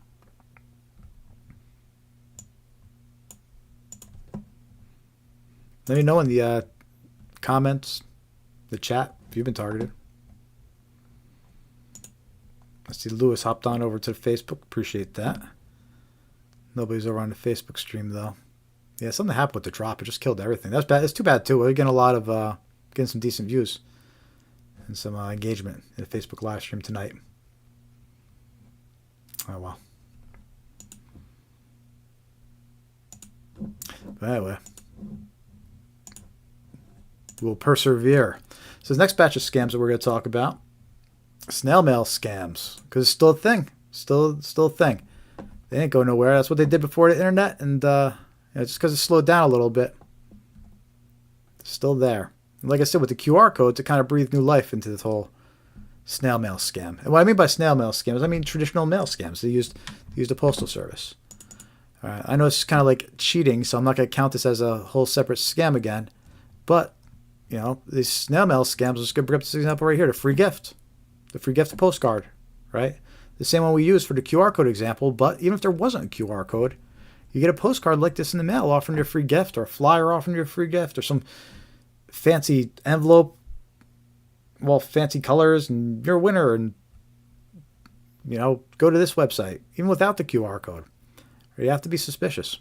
Any kind of free gifts, lottery, prize, winner, all suspicious and all active snail mail scams, right? So you get postcards like these, whether it's got a QR code or not, be suspicious. The next snail mail scam we're going to talk about here is inheritance scams. Oh yeah, and by the way, before I jump into this inheritance scam example, I should have mentioned this earlier. Anybody that has like the ads enabled over on YouTube, let me know how the volume is, because I was getting reports that like when the ads come on, the volume is like 100 times louder than my video volume or my live stream volume. So I'm purposely live streaming with my volume louder today, thinking that maybe it'll be even with the ads. I don't know, maybe that'll help. So anybody that happens to get YouTube ads during this live stream over on YouTube, let me know how bad the volume is. Like if it's still it's 100 times louder than my regular volume, and will make you jump out of your seat. Curious. But anyway, let's continue with these scams. So the next scam we're going to talk about here, next snail mail scam, is an inheritance scam. And just because I'm showing you the snail mail version of this, there's plenty of email versions of this scam too. So be alert and on guard for these types of inheritance scams. But basically, victims are contacted with claims of a large inheritance from an unknown relative. But to claim it, they must pay fees or provide personal details. And a lot of times these scammers will impersonate law offices, and they're reaching out to these victims because an unknown relative of yours passed away and you're entitled to an inheritance or some kind of insurance policy. You share the same last name. But you'll get a letter, and it'll be on fancy letterhead with a law office logo and name. Right? You see this one was dated November 29th, 2024. So this one's not even a year old yet. This one was circulating earlier this year. I'm sure it's still circulating now. And this letter, you can see it's got, again, it's a snail mail letter. It actually arrived in the mail. It's got the logo, address. It says, dear so-and-so, says the person's name of who it was addressed to. I had the correct name there. And it said, I'm a partner at Agar Associates law firm in Canada. There's an unclaimed permanent life insurance policy held by our deceased client. $10.8 million. All right, so it's saying the policyholder was their client, shared the same last name, died of COVID about 4 years ago. Can't track anyone down.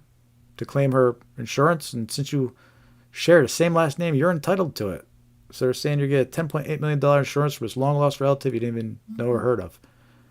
And this law office here is offering to expedite and handle the matter for you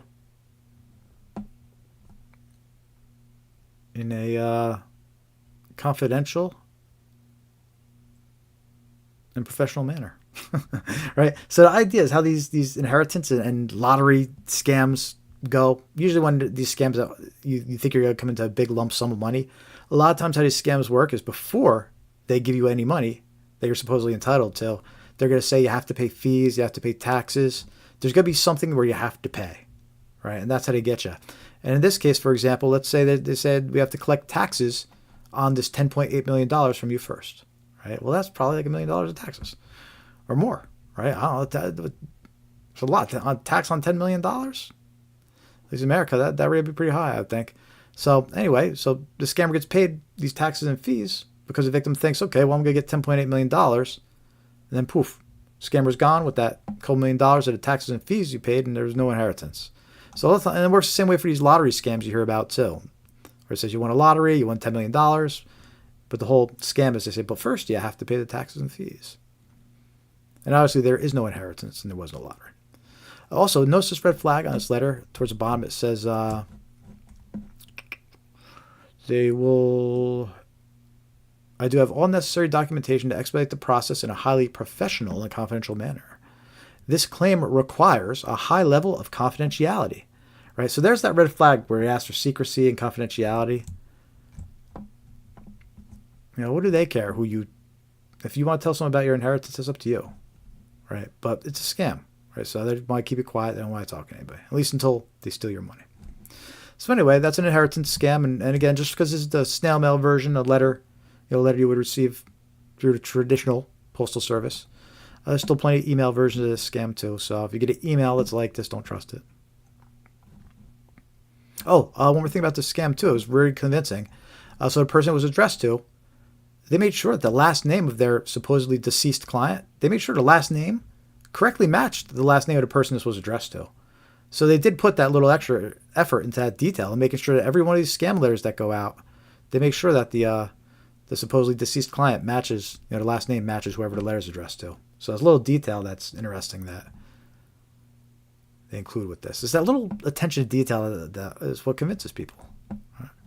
But anyway, watch out for those inheritance scams.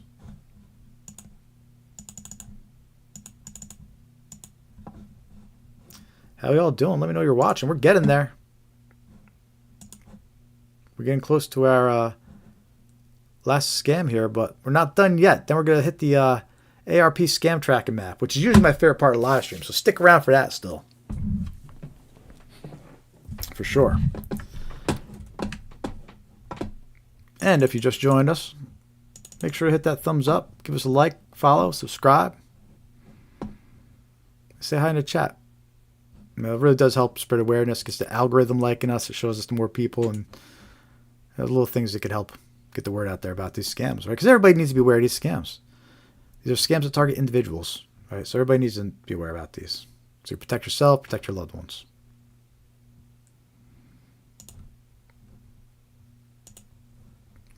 All right, so this last scam we're going to talk about, and we have a video about this one too. So its technical name, what they call it, is a secret survey check scam. And now remember that we're talking about snail mail scams here. So really what this is a mystery shopper scam. To make it sound more familiar, it'd be a mystery shopper scam. And how it works is you get this letter in the mail. Impersonates Walgreens and CVS, right? And they say that you've been selected and assigned a secret survey assignment. So basically, you've been selected as a mystery shopper, right? And included with this letter, right, is a check for $2,480. Right? The letter instructs you to go to CVS or Walgreens and to purchase 4 gift cards, $500 each, right? So $2,000, and then you get to keep the $480 as a commission. And it instructs you. It says go to CVS or Walgreens, and it says to purchase these gift cards. Either Apple gift card, Razor Gold gift cards, Nike gift cards, or Steam Wallet gift cards. All right, and they're supposed to purchase the gift cards, take pictures, and they provide them to the scammer, who they think they're providing to CVS or Walgreens as a secret shopper. But what's actually happening here? And by the way, so the letter starts out by instructing the victim, deposit this check for $2,480, or deposit into your bank account, and then within 12 to 24 hours, purchase these gift cards and provide them within 12 to 24 hours, right? Now, the victim doesn't realize it, but this check is bad. And just because you deposit it in the bank doesn't mean it's good, right? The bank, it could take a day or two to notify you it's a bad check, and then the funds disappear. And they hit you with a fee on top of it, right? And the scammers know that. That's why they say within 12 to 24 hours, purchase these gift cards. So what happens is you purchase these gift cards, you send it over to scammers. Great, thanks, good job. You think you just made it easy, $480. You see it in your bank account, so you're like, good, I'm good, right? And then what happens, a day or two later, suddenly you get notified by the bank. Yeah, that check was no good, it bounced, right? That $2,480 they thought you had is gone, right? So that money you spent on the gift cards, that's gone, $2,000. And on top of it, the bank hits you with like a $30, $40 fee for depositing a bad check. And the scammer's long gone. You already sent them the gift cards, pictures of the gift cards. Sure, you have the original ones. It doesn't matter. They clear out those funds immediately. So those gift cards that you hold in your hand are worthless. You sent the pictures over to the scammer. So you're out $2,000. Your bank account will be out $2,000 by the scam. That's how it works, because it's a check scam. Right? It's a mystery shopper or secret survey check scam. And the whole idea is they get you to think that check's good. You spend the money. They need it done quick, within 12 to 24 hours before the bank notifies you, because they know once you deposit that check, the clock is ticking. Because they know eventually, usually 24 or 48 hours, the bank's going to notify you. That first 12 to 24 hours, buy those gift cards, send them to us. I think they even offer you a bonus too if you do it within the 12. Yeah, they even offer you a $200 bonus if you do it within 12 to 24 hours, which obviously you don't get because it's a bad check. So watch out for this type of scam. We did a video about this one. I also have a second example I'm going to share with you here right now. But the video we released about this one, we still get pretty recent comments of people confirming that they got the scam letter. So it's still circulating, or variations of it. So here's another one. Again, it impersonates Walgreens and CVS. Same type of scam. It's just amounts are different. This one, it has a check for $1,987 included with the letter. And it instructs to buy 3 gift cards instead of 4. All right. Some little differences which are kind of funny. So this scammer only wants Apple gift cards. Where the last one, listed like 4 or 5 different gift cards. This one only will accept Apple gift cards. So I want you to purchase 3 of them. 3 Apple gift cards. But instead of just saying Walgreens or CVS, this one lists a whole bunch of other stores that you might want to go to. They suggest Walgreens, Best Buy, Target, CVS, Rite Aid, Family Dollar, Meijer, Kroger, Safeway, Dollar General, Walmart, Speedway, and Albertsons. Right, so this scammer kind of doesn't care where you go, as long as you buy Apple gift cards and send it to them. And they follow the same kind of incentive. They say, do it within 24 hours, get a $250 bonus. But it's a scam. So if you get a letter like this, don't fall for it. It's sketchy, especially since it's not like you applied to be a mystery shopper too, which is a big red flag. So, but let's talk about this a little bit more here. So here's some takeaways about that secret survey or mystery shopper scam. Scammers still use the Postal Service to target individuals with snail mail scams. Right? Just because you receive a letter in the mail, that doesn't mean it can be trusted. It might feel more personalized because it came directly to your address, but it can still be a scam. Don't trust unsolicited letters that include a check in an envelope. The fact it includes a check is almost a giveaway that it's a scam. All right. Even if a check appears legitimate, all right, this says wait for it to clear, but don't wait for it. Instead, if a check appears to be legitimate, call the issuer of the check, first of all.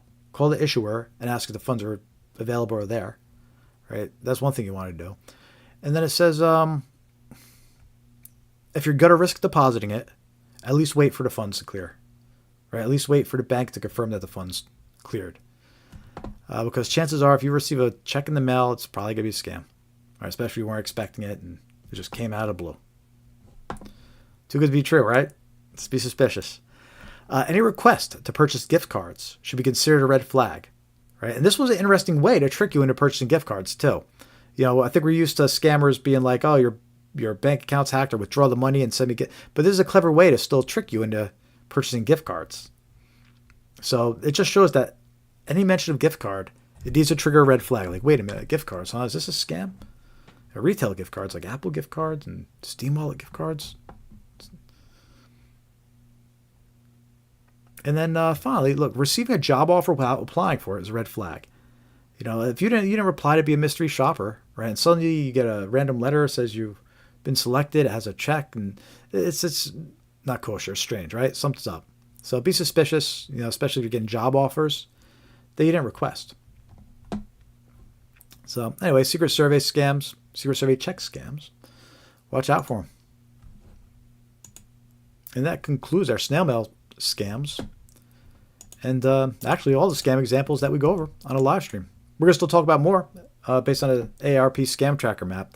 But just as far as the preset examples that we have on the agenda here that we go over on the live stream, the 20 plus scams that we talk about and multiple examples we show you for the scams, that's all of them, right? So there you go. There's your 20 plus scams that we go over each week on a live stream. Every Thursday, 5:45 p.m. Eastern time.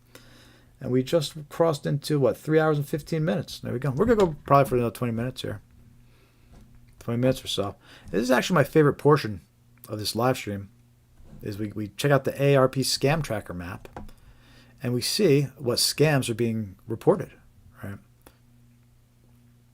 So if you just joined us, you still got here. There's still some good stuff to happen in the next 20 minutes or so. So stick around, hit that thumbs up button, give us a like, and say hi in the chat or in the comments.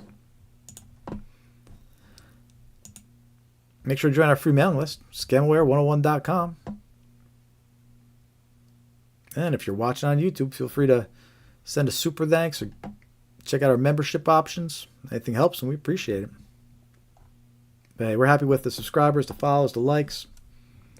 That helps us get the word out too. So anything helps. We appreciate it all. Check out our gift shop merch. It's on our YouTube channel. We also have a link on our website here. Have some Scamware products you can purchase to help support. Also, so we're going to talk about the AARP scam tracking map. And on our website, scamware101.com, you can find a link to it on our tools and software page here.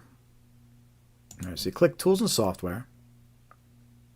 And we have a lot of useful links here that are extremely useful. We stand behind them. They're all third-party links and services and things like that, but we stand behind them. And a couple of them, we're an affiliate for a couple of them, but we wouldn't, be an affiliate for someone we didn't stand behind.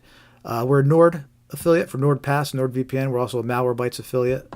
So very reliable, two very reliable brands known well, IT industry and tech industry. So they're reliable, and I don't mind being an affiliate and standing behind them there. So if you're interested in any of the software here that's listed on our tools and software page, right, like Nord Password Manager, NordVPN, Malwarebytes Premium, we have some links here where you get some big savings on them.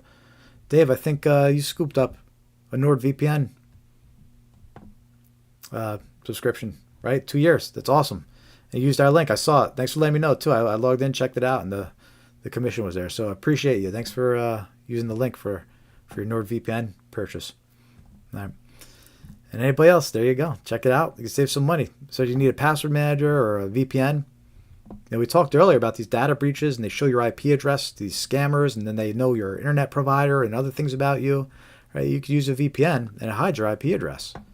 So even when your data gets breached or stolen from third parties, right, and the IP address that they see, they can't link it to you because you used a VPN. Right? So it's just another way to protect your browsing and your personal information from scammers when these third parties get breached. So we have links to those pieces of software on our website under the tools and software page. Again, you get big savings, 56% off, 72% off, 25% off. So if you're going to get that software, use my link. Save some money and help support our mission too. Hey, Elizabeth, welcome. Good to see you. Welcome to the live stream over in the YouTube chat. We're going to only got like maybe 20 minutes or so left, but we're going to have some fun. We're going to check the AARP scam tracker map. So these speaking of data breach lookup tools here, The first 4 links on this page, they actually link to data breach lookup sites. There's a link to 4 of them. They're all trustworthy, all legit sites.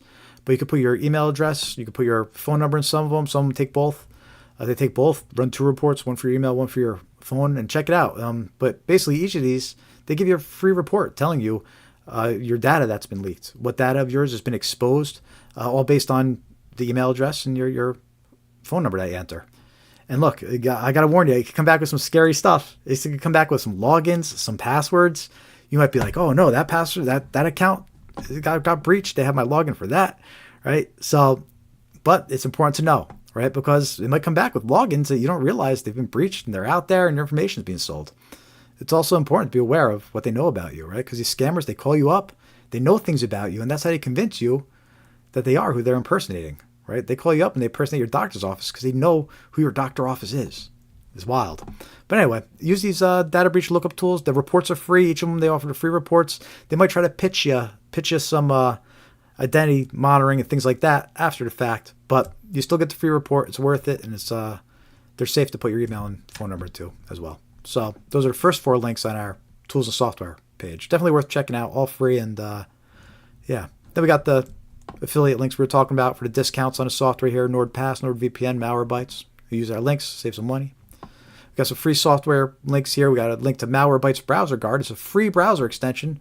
I use it myself. I have it running right now on the screen we're sharing. But it's great. It blocks ads and other scams. Just an extra layer of security that you could add to your browser to block some dangerous and annoying things. Right? A lot of times I'll go to news websites and I'll get a pop-up saying, you have an ad blocker on. So I know it's working. So that's cool. In fact, I believe that ad blocker actually blocks my affiliate links. So if you're going to use the browser guard, make sure to disable it for my site. We're going to use my affiliate links. But hey, it does its job. It's free. The link's on our tools and software page. Malwarebytes free. Check it out. It's free software. You download it, run it on your computer. It'll clean you up. If it's acting slow, you get pop-ups, anything like that. It's a useful free piece of software that you could download.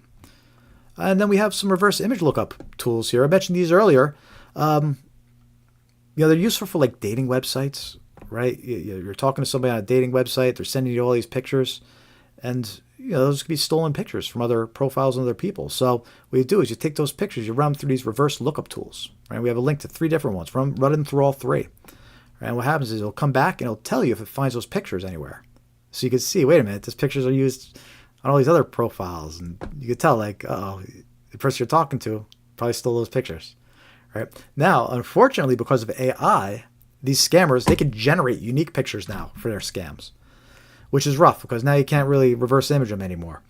But it's still worth checking, in situations with dating websites and stuff like that. But it's just another example of AI making it trickier to identify these scammers. Last few links here, we have some website safety lookup tools, just to add you to your arsenal of safety tools. We got Norton Safe Web. You could pop a website in there. It'll tell you some ratings and reviews of it. Google Safe Browsing. It tells you if a website was detected as unsafe or dangerous. Got a link to Virus Total. It tells you if anything's been reported about the website, malware, breaches, things like that. So it's just another way to check how trustworthy a website you've never heard of or used is. It's not 100%. Nothing's 100%, but like I said, it's just a few tools you could add to your arsenal if you are looking into the safety of a website. So yeah, all good stuff on our tools and software page. Most of it free, and the ones that aren't, very good discounts on these 3 here. And it supports a good cause. We get commission.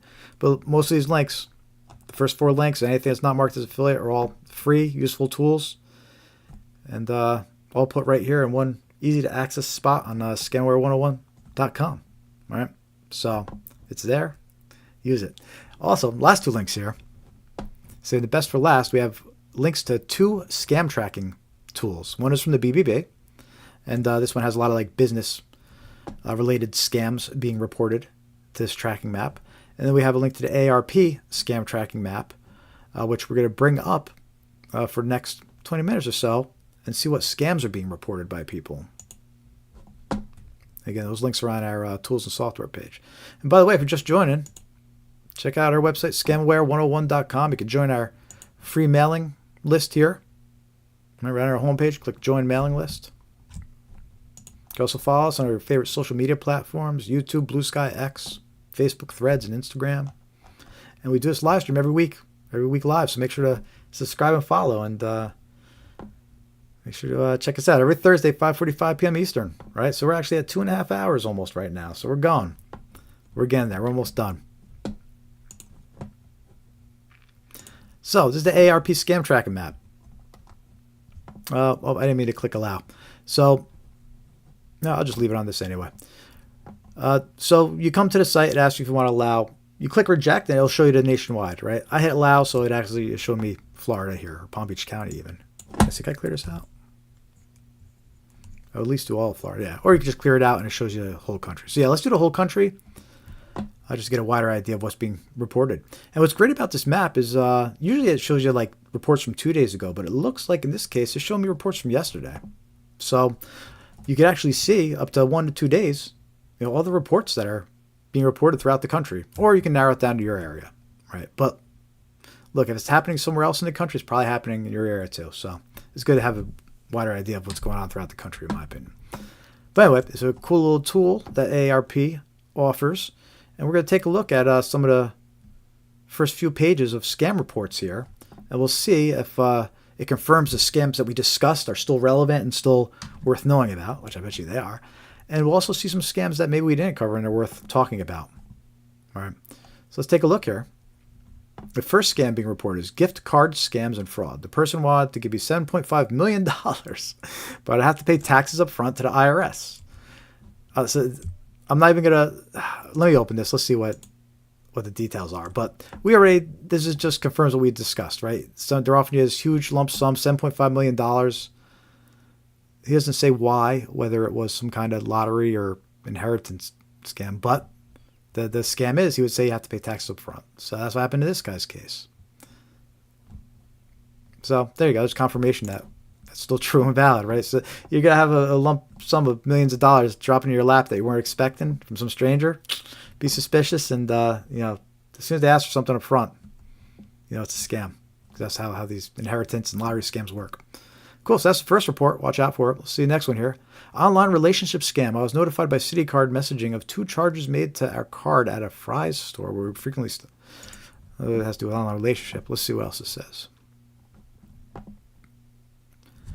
All right, so it says, card we used at Fry's store. We frequently shop. Neither of us were at the store that day. It was made from a card stored in my husband's Apple Wallet. We only used the actual card to tap or insert. We don't even know how to charge using virtual card and Apple Wallet. C is investigating, but it's $400 worth of groceries, so I'm hopeful we won't have to pay for this. All right, so, she tells us kind of what the outcome was, what she discovered, but I'm not sure what I wish there was more detail about how the scam worked, but it looks like somebody was able to create a virtual card in their Apple Wallet. At least that's what it sounds like. Someone got access to their Apple Wallet, created some kind of virtual card, and was able to make purchases with it. So, I don't really use Apple Wallet, but be aware of that one and alert for that if you do. There's another guy reporting at $7.5 million. It's the same zip code? Same zip code, probably the same person. In West Palm Beach, Florida. Any Palm Beach, Florida people here, watch out for these $7.5 million. Let's see if he gives any other details about it. Because I wonder if it's a lottery scam or inheritance scam. No, it just says, notified me of a price package for $7.5 million, all IRS taxes paid up front. Yeah. Probably inheritance or lottery. Let's see what else here. I ordered an item and this company took unauthorized recurring charges from my account. This occurred for 5 years. And I'm going to skip that because I don't really call out companies like that. I'm focusing more on the scams I focus on are more these like crime organizations that are overseas and impersonating people. And when it comes to like business scams, like people being like, oh, I bought something from here and it wasn't delivered. That's not the type of scams I focus on. I focus on scams that are like targeting individuals and impersonating other people, trying to clear out their entire life savings, these life-ruining scams. Tech support scams and fraud. Speaking of life-ruining scams, someone keeps mailing me saying I owe money to cloud storage, but I've never had an iPhone or Apple computer or device. The email is, Okay. It doesn't give a lot of details again, but because he mentions iPhone and Apple, I'm going to assume they're saying it's for iCloud storage. Yeah, it says cloud storage. Yeah, that's actually a common scam. Those fake emails that claim your storage is going to run out and they need to upgrade. That's a common scam to be aware of, actually. That's reported a lot. Yeah, be aware of that. You get emails, just another example of these clever emails. You get these emails saying that your cloud storage is going to run out and a click here. That's a common scam. Now, in this guy's case, he doesn't have any cloud storage, so he knew right away. But if you're someone who actually has cloud storage, you get an email like that, you might fall for it. You click for the link. It'll probably have a login. It'll steal your Microsoft details or whatever, or in this case, their Apple details, probably. But anyway, let's continue. Someone called and asked if I had received my new Medicare card. I said no, and then they tried to get me to tell. Oh, good. Let's see. This is good. I like to be able to talk about these Medicare scams. We talked about these a little earlier, too, in the live stream. I don't get much details, but someone called and asked if I had received my new Medicare card. I said no, and then they tried to get me to tell them my Medicare number. Yeah, so this is how this scam works. They call you up, they impersonate Medicare or your insurance, and they say, they ask if you got your new Medicare card. You say no, and they say, okay, we're going to send you one, but we need your Medicare number. It's a scam. They're trying to get your Medicare number so they could do Medicare and healthcare fraud. They're going to file all these claims using your Medicare number. They're going to try to get equipment paid for by Medicare that's delivered to them that they resell, or they're going to try to get reimbursement for services that were never provided. They're going to try to put it against your Medicare number and make it sound like you got those services. So it's Medicare fraud and healthcare fraud. Anybody calls asking your Medicare number, don't give it to them. If they claim to be from Medicare, hang up. Call up Medicare directly if you think it's real. If they claim to be from your doctor's office, hang up. Then call back your doctor's office directly. Because you got to remember, these scammers, they'll show on the caller ID, they'll show Medicare's phone number and name. They'll show your doctor's office and name. So you always have to hang up and then call the official phone numbers back for your doctor's office. So yeah, Medicare scams. It's a good one. Be aware of it. Never get out your Medicare number. It's unsolicited callers or emails. Other scam type. Calling about loan for college. No loans, and told them it was a scam. They hung up.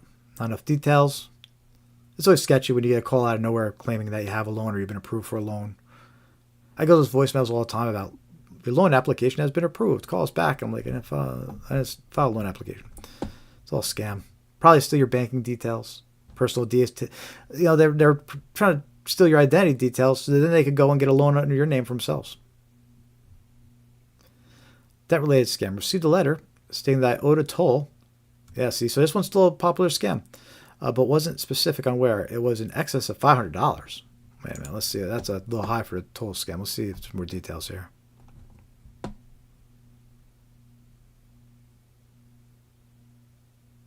Strange. Wow. So, I mean, we know these unpaid road toll scams are circulating. Even the outstanding traffic ticket scams are circulating. But usually how they get you is they just say it's some low amount because they just want to steal your payment details. So they say it's like $6, pay now. But they're just trying to get your payment details. This guy reports that he got a letter stating that he owed a toll, so it's unpaid road toll, but it was in excess of $500. And he says it was by mail. So that's interesting. This might be a snail mail version of this scam that you're sending out. So just like we talked about the unpaid road toll scams earlier, where you get a text message saying you have a road toll due, it sounds like there might be a snail mail version of that floating around too. So be aware of that one. These scams evolve. They really do. Everybody gets used to getting a text, so suddenly they start calling people. Everybody gets used to getting calls, so suddenly they start getting letters. Let's look at one more page of results here, and then we'll wrap up the live stream. We'll check out, was it 5 more? 4 more? 4 more reports. But if you're just joining, still time to hit that like button. Still time to say hi in the chat. Like, follow, subscribe. Make sure to join our free mailing list. Scamware101.com. Hit join mailing list. We'll send you reminders when we're going live. Let you know when we upload new content. Make it unsubscribe at any time. But look, we take your privacy seriously. We won't send you a lot of junk mail. We won't send you any junk mail. We'll only send you relevant emails. We don't send you that much. And like I said, you can unsubscribe at any time. But check it out. It's free. Join our mailing list. It's the best way to keep up to date with what's going on as far as scams go and what we have happening over here. And follow us on social media, right? We have the links all on our homepage here. Scamware101.com, YouTube, Blue Sky X, Facebook Threads, Instagram.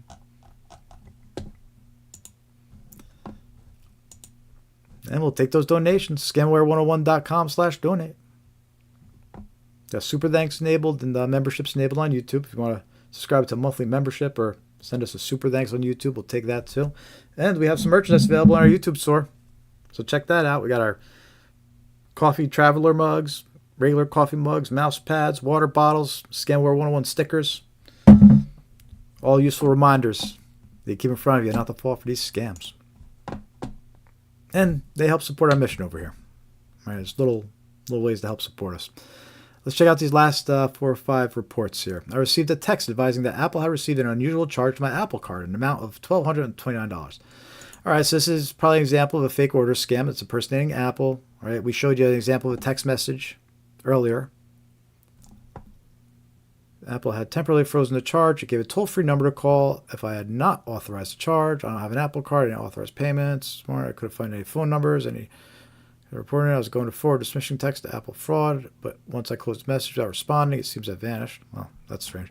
Anyway, okay, so this guy's just reporting most fake order scams, impersonating Apple. He got a text message, tells him a charge was made, call number disputed. But that's how these fake order scams work. They notify you, text message, email, phone call, with a scary order notification. $1,200 on your Apple account, right? Call this number. But they trick you into calling a scammer. You're not actually calling Apple. And we talked about the scammer earlier. I showed an example of a text message. Probably the same one as this, except it was for like $300 instead of $1,200. But there you go. There's confirmation that's still floating around. You get any type of order notification, text messages. Be suspicious. Don't trust the contact details. It's going to, in most cases, probably get called a scammer. In the case of this Apple one, check your Apple account. Right? If you have an Apple account, check your Apple account. If you don't have an Apple account, then it's a scam. But instead of clicking links, dialing phone numbers, just check your Apple account directly, if you're concerned this is even real. Fraudulent sales scam. LG catalog call, asserts on scale, half price, but checkout, shows original price, so I deleted it. I don't know about that. Actually, maybe there is something worth talking about here. Hold on, let's see.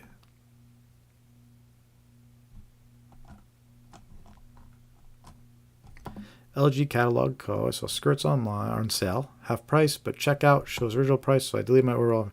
Later, started receiving billing for skirts. It's not first time. Beware. So I deleted my info. They used an old account. LG catalog code. I don't know. All right, it's not really the type of scam I report on. Next, received a letter saying, oh, here we go. It's a lottery scam, right? Received a letter saying I won $450,000 in North American consumer promotion draw, right? And also, a lot of times they'll do a publisher clearinghouse scam. Dave, I think last week you reported that one in the chat, right? You got that publisher's clearinghouse scam too. Here's one though, where it says they received a letter, right? Snail mail. Notice how a couple of these reports, they're snail mail, right? Actually, a decent amount of them were snail mail reports. So these scammers, they're still using traditional mail. And that makes sense. I think people have gotten so used to email scams and now text message scams. I think a lot of scammers are circling back to snail mail scams. Because people aren't used to it. This new generation isn't even expecting them, right? But anyway, so this guy received a letter, snail mail, $450,000 in a North American consumer promotion draw for customers of Walmart, Home Depot. They sent a check, $2,795, and said a processing fee of $2,000 will be required before my check can be sent to me by UPS FedEx. All right, so yes, this is a fake lottery scam, and they said they're telling him he needs to pay a processing fee. And that's how you know it's a scam. They're trying to get $2,000 from up front. And they sent him a fake check, though, for $2,795. So see how this works? They send him a fake check. I don't know how I don't know why they picked it. All right, we'll skip the details here, right? So he gets a $450,000 letter. It includes a check for $2,795. Not sure what they said that $2,795 is for, but they include the check. Right, but then it says there's a processing fee of $2,000. So the whole idea is they're trying to get him to deposit this check, right? I guess they're saying it's a portion of his winnings or something. I'm not sure. It'd be nice to know what they said his check was, but they tell him to deposit this check, and conveniently that's going to cover the processing fee of $2,000, right? So he deposits his check, he pays $2,000 processing fee, right? So he could get the rest of his $500,000 winnings, but that check bounces a day or two later, and the scammer is paid off with their $2,000 payment he made to them. And there was no lottery winnings. So yeah, typical lottery scam. They try to get you to pay up front, whether it's a processing fee or for taxes. And notice how we saw a couple examples of these types of scams now. These lottery scams, these inheritance scams. All right, let's see what the last one here is. Someone named Calvin Hill had an accent. Stated that was past due on energy bill for Energy Louisiana. Okay, so this is a good one. Energy scams. This is worth talking about. We haven't mentioned this one in a while. So let's see. Someone named Calvin Hill stated that I was past due on energy bill. The debt amount was $199. He wanted me to pay the bill, and I told him that I would write a check in order to get the address so I'd be able to report the scam. The address is as follows: Prime Box LLC, Ditmars Boulevard, East Elmhurst, New York. Interesting. Huh. Okay. So, this is just one example of these energy company or utility company impersonation scams, right? In this case, they impersonated an energy company and said he owed a bill. But we hear about this type of scam a lot. They'll call you up, they'll impersonate your heat company in the middle of winter, for example. And they'll say, you have to pay a bill or we're going to turn off your heat tonight, right? So people pay it thinking they're paying their heating bill, but they're actually paying a scammer. Electricity, they'll impersonate water. They'll impersonate your utilities, your internet services. And they just claim that you owe money, you have a bill that's due, and they try to get you to pay it. And then, of course, they steal whatever payment details you give them too. It's interesting they gave them an address to send a check to. But anyway, it's just another example. You need to watch out for that. A lot of phone calls. And also, there's been these fraudsters. They go around door to door too, impersonating the power company. So be aware and alert for that as well. And while we're talking about energy companies, there's another scam too, where they try to get you to switch energy companies. Where they try to trick you into filling out a form that you don't realize is switching energy companies. They'll tell you it's like a promotion or a discount or something like that. But it's actually giving permission to switch your electricity over to a reseller. And that reseller will suddenly charge you, you'll get a $4,000 energy bill. You'll be like, what happened? It's because you got switched. You got scammed and tricked into switching to a fraudulent energy company that's billed you $4,000. So watch out for that too. They're not being tricked into switching your energy company. So, no, it's a good one. I'm glad they mentioned this because there's a lot of scams of energy impersonation or utility impersonation scams. It's important to be aware of, right? Always confirm. Somebody calls you from any of these companies, utility, internet, right, cable, whatever. They call you from any of these utility type companies, heat, electricity, water, right?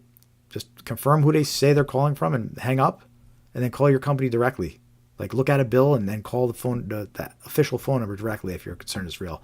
But you got to hang up on these people. You got to hang up on any unsolicited call and confirm. Even if your call ID says it's your energy company. You still have to hang up and confirm. By the way, that's a great report. There's a lot of good reports this week that we just went over, and that's the AARP Scam Tracker Map. All recent stuff, all important to be aware of. We have that link on our tools and software page. Last link on the page. So it's a fun little tool that we'd like to use in our live streams every week. And with that, folks, I think it's about time to get this live stream wrapped up. We went for almost 4 hours. I went for 2 hours? We're going since 5:45. So what is that? Just under 4 hours. 3 hours, 45 minutes. Not bad, not bad. Longer than I thought tonight, to be honest, but I'm a trooper. Had my Scamware 101 coffee travel mug, keeping me caffeinated, and you can get your very own Scamware 101 coffee travel mug or other merchandise in our Scamware merch store. Check out our YouTube store or on our website, Scamware 101. We have the gift shop link over at the bottom of the page here. Sure, follow us on all your favorite social media. Help us spread awareness about these scams. Look, just getting more followers and subscribers, it helps, right? So if you have any of these social media profiles and pages, even if you don't use them, hey, log in, give us a quick follow, a quick like, a quick subscribe, and then never have to use them again. But the follow and the like and the subscribe will help us out. So we're on Facebook, Threads, Instagram, X, Blue Sky, YouTube. Make sure to join our free mailing list, Scamware101.com, and join mailing lists. We'll keep you updated, let you know about upcoming events. We have some exciting webinars coming up soon. We have some online courses that are so close to being released. So lots of good stuff happening over here at Scamware 101. So make sure to join the mailing list to stay up to date and current with what's going on. Group presentations. If you're interested in a group presentation for for your community group, your faith-based group, your HOA, community center, senior living, library, public gathering, group or organization. We do the virtual presentations. Have some information on our site. You can reach out to us as well. And with that, folks, I think that's about it. Thank you so much, everybody, for watching. Happy Halloween to everybody. We're almost there. A couple more hours, Halloween. Watch out for spooky scammers and tricksters. And that's about it. Until next time, everybody have a great weekend. See you next week, Thursday, 5:45 p.m. Eastern Time.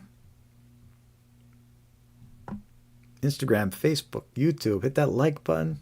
Last chance to leave a comment. Last chance to say hi in the chat.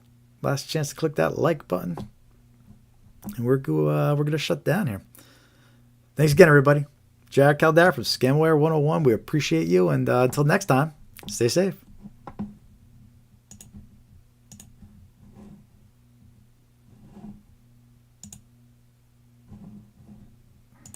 Or you know what? While I'm closing out here, I'm going to play the theme song while I close out. So stick around for one more minute here while I play the theme song if you want. If you haven't heard it yet. It'll give me something to play while it takes me forever to shut down the live streams.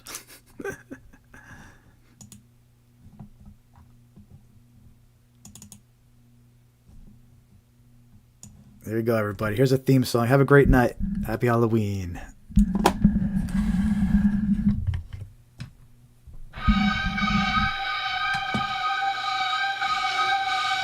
Yo, it's Jared in the booth, spitting scammer with truth. They fishing in your inbox, man, they stealing your youth.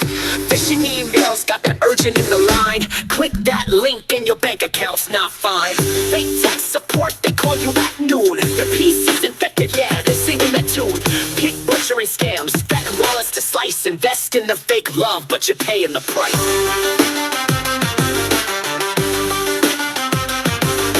Scamware 101, keep your eyes wide open. If the deal seems sweet, man, they're probably hoping. Snatch your cash, leave you broken instead. Stay woke, not equal, man, these crooks don't care. Wrong number text, they pretend they know you. Acting all friendly till they ask for a few. Grandparent scam, your grandson's in jail. Send the bail quick or his freedom might fail. Arrest warrant scam, police are on the line. Pay now or else they're taking your time. Fake order text, your package is delayed. You click that link, boom, your data's displayed. They'll call, they'll text, they'll lie, they'll scheme. Play on your fears or sell you a dream. Be alert, my friend, don't take the bait. A second of caution could change your fate.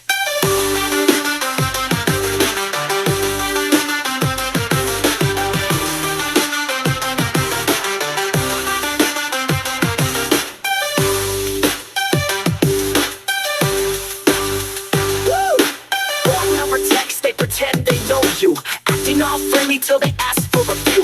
Grandparent scam, your grandson's in jail. Send the bail quick or his freedom might fail. Arrest warrant scam, police are on the line. Pay now or else they're taking your time. Fake order text, your package is delayed. You click that link, boom, your data's displayed. They'll call, they'll text, they'll lie, they'll scheme. Play on your fears or sell you a dream. Be alert, my friend, don't take the bait. A second of caution could change your fate.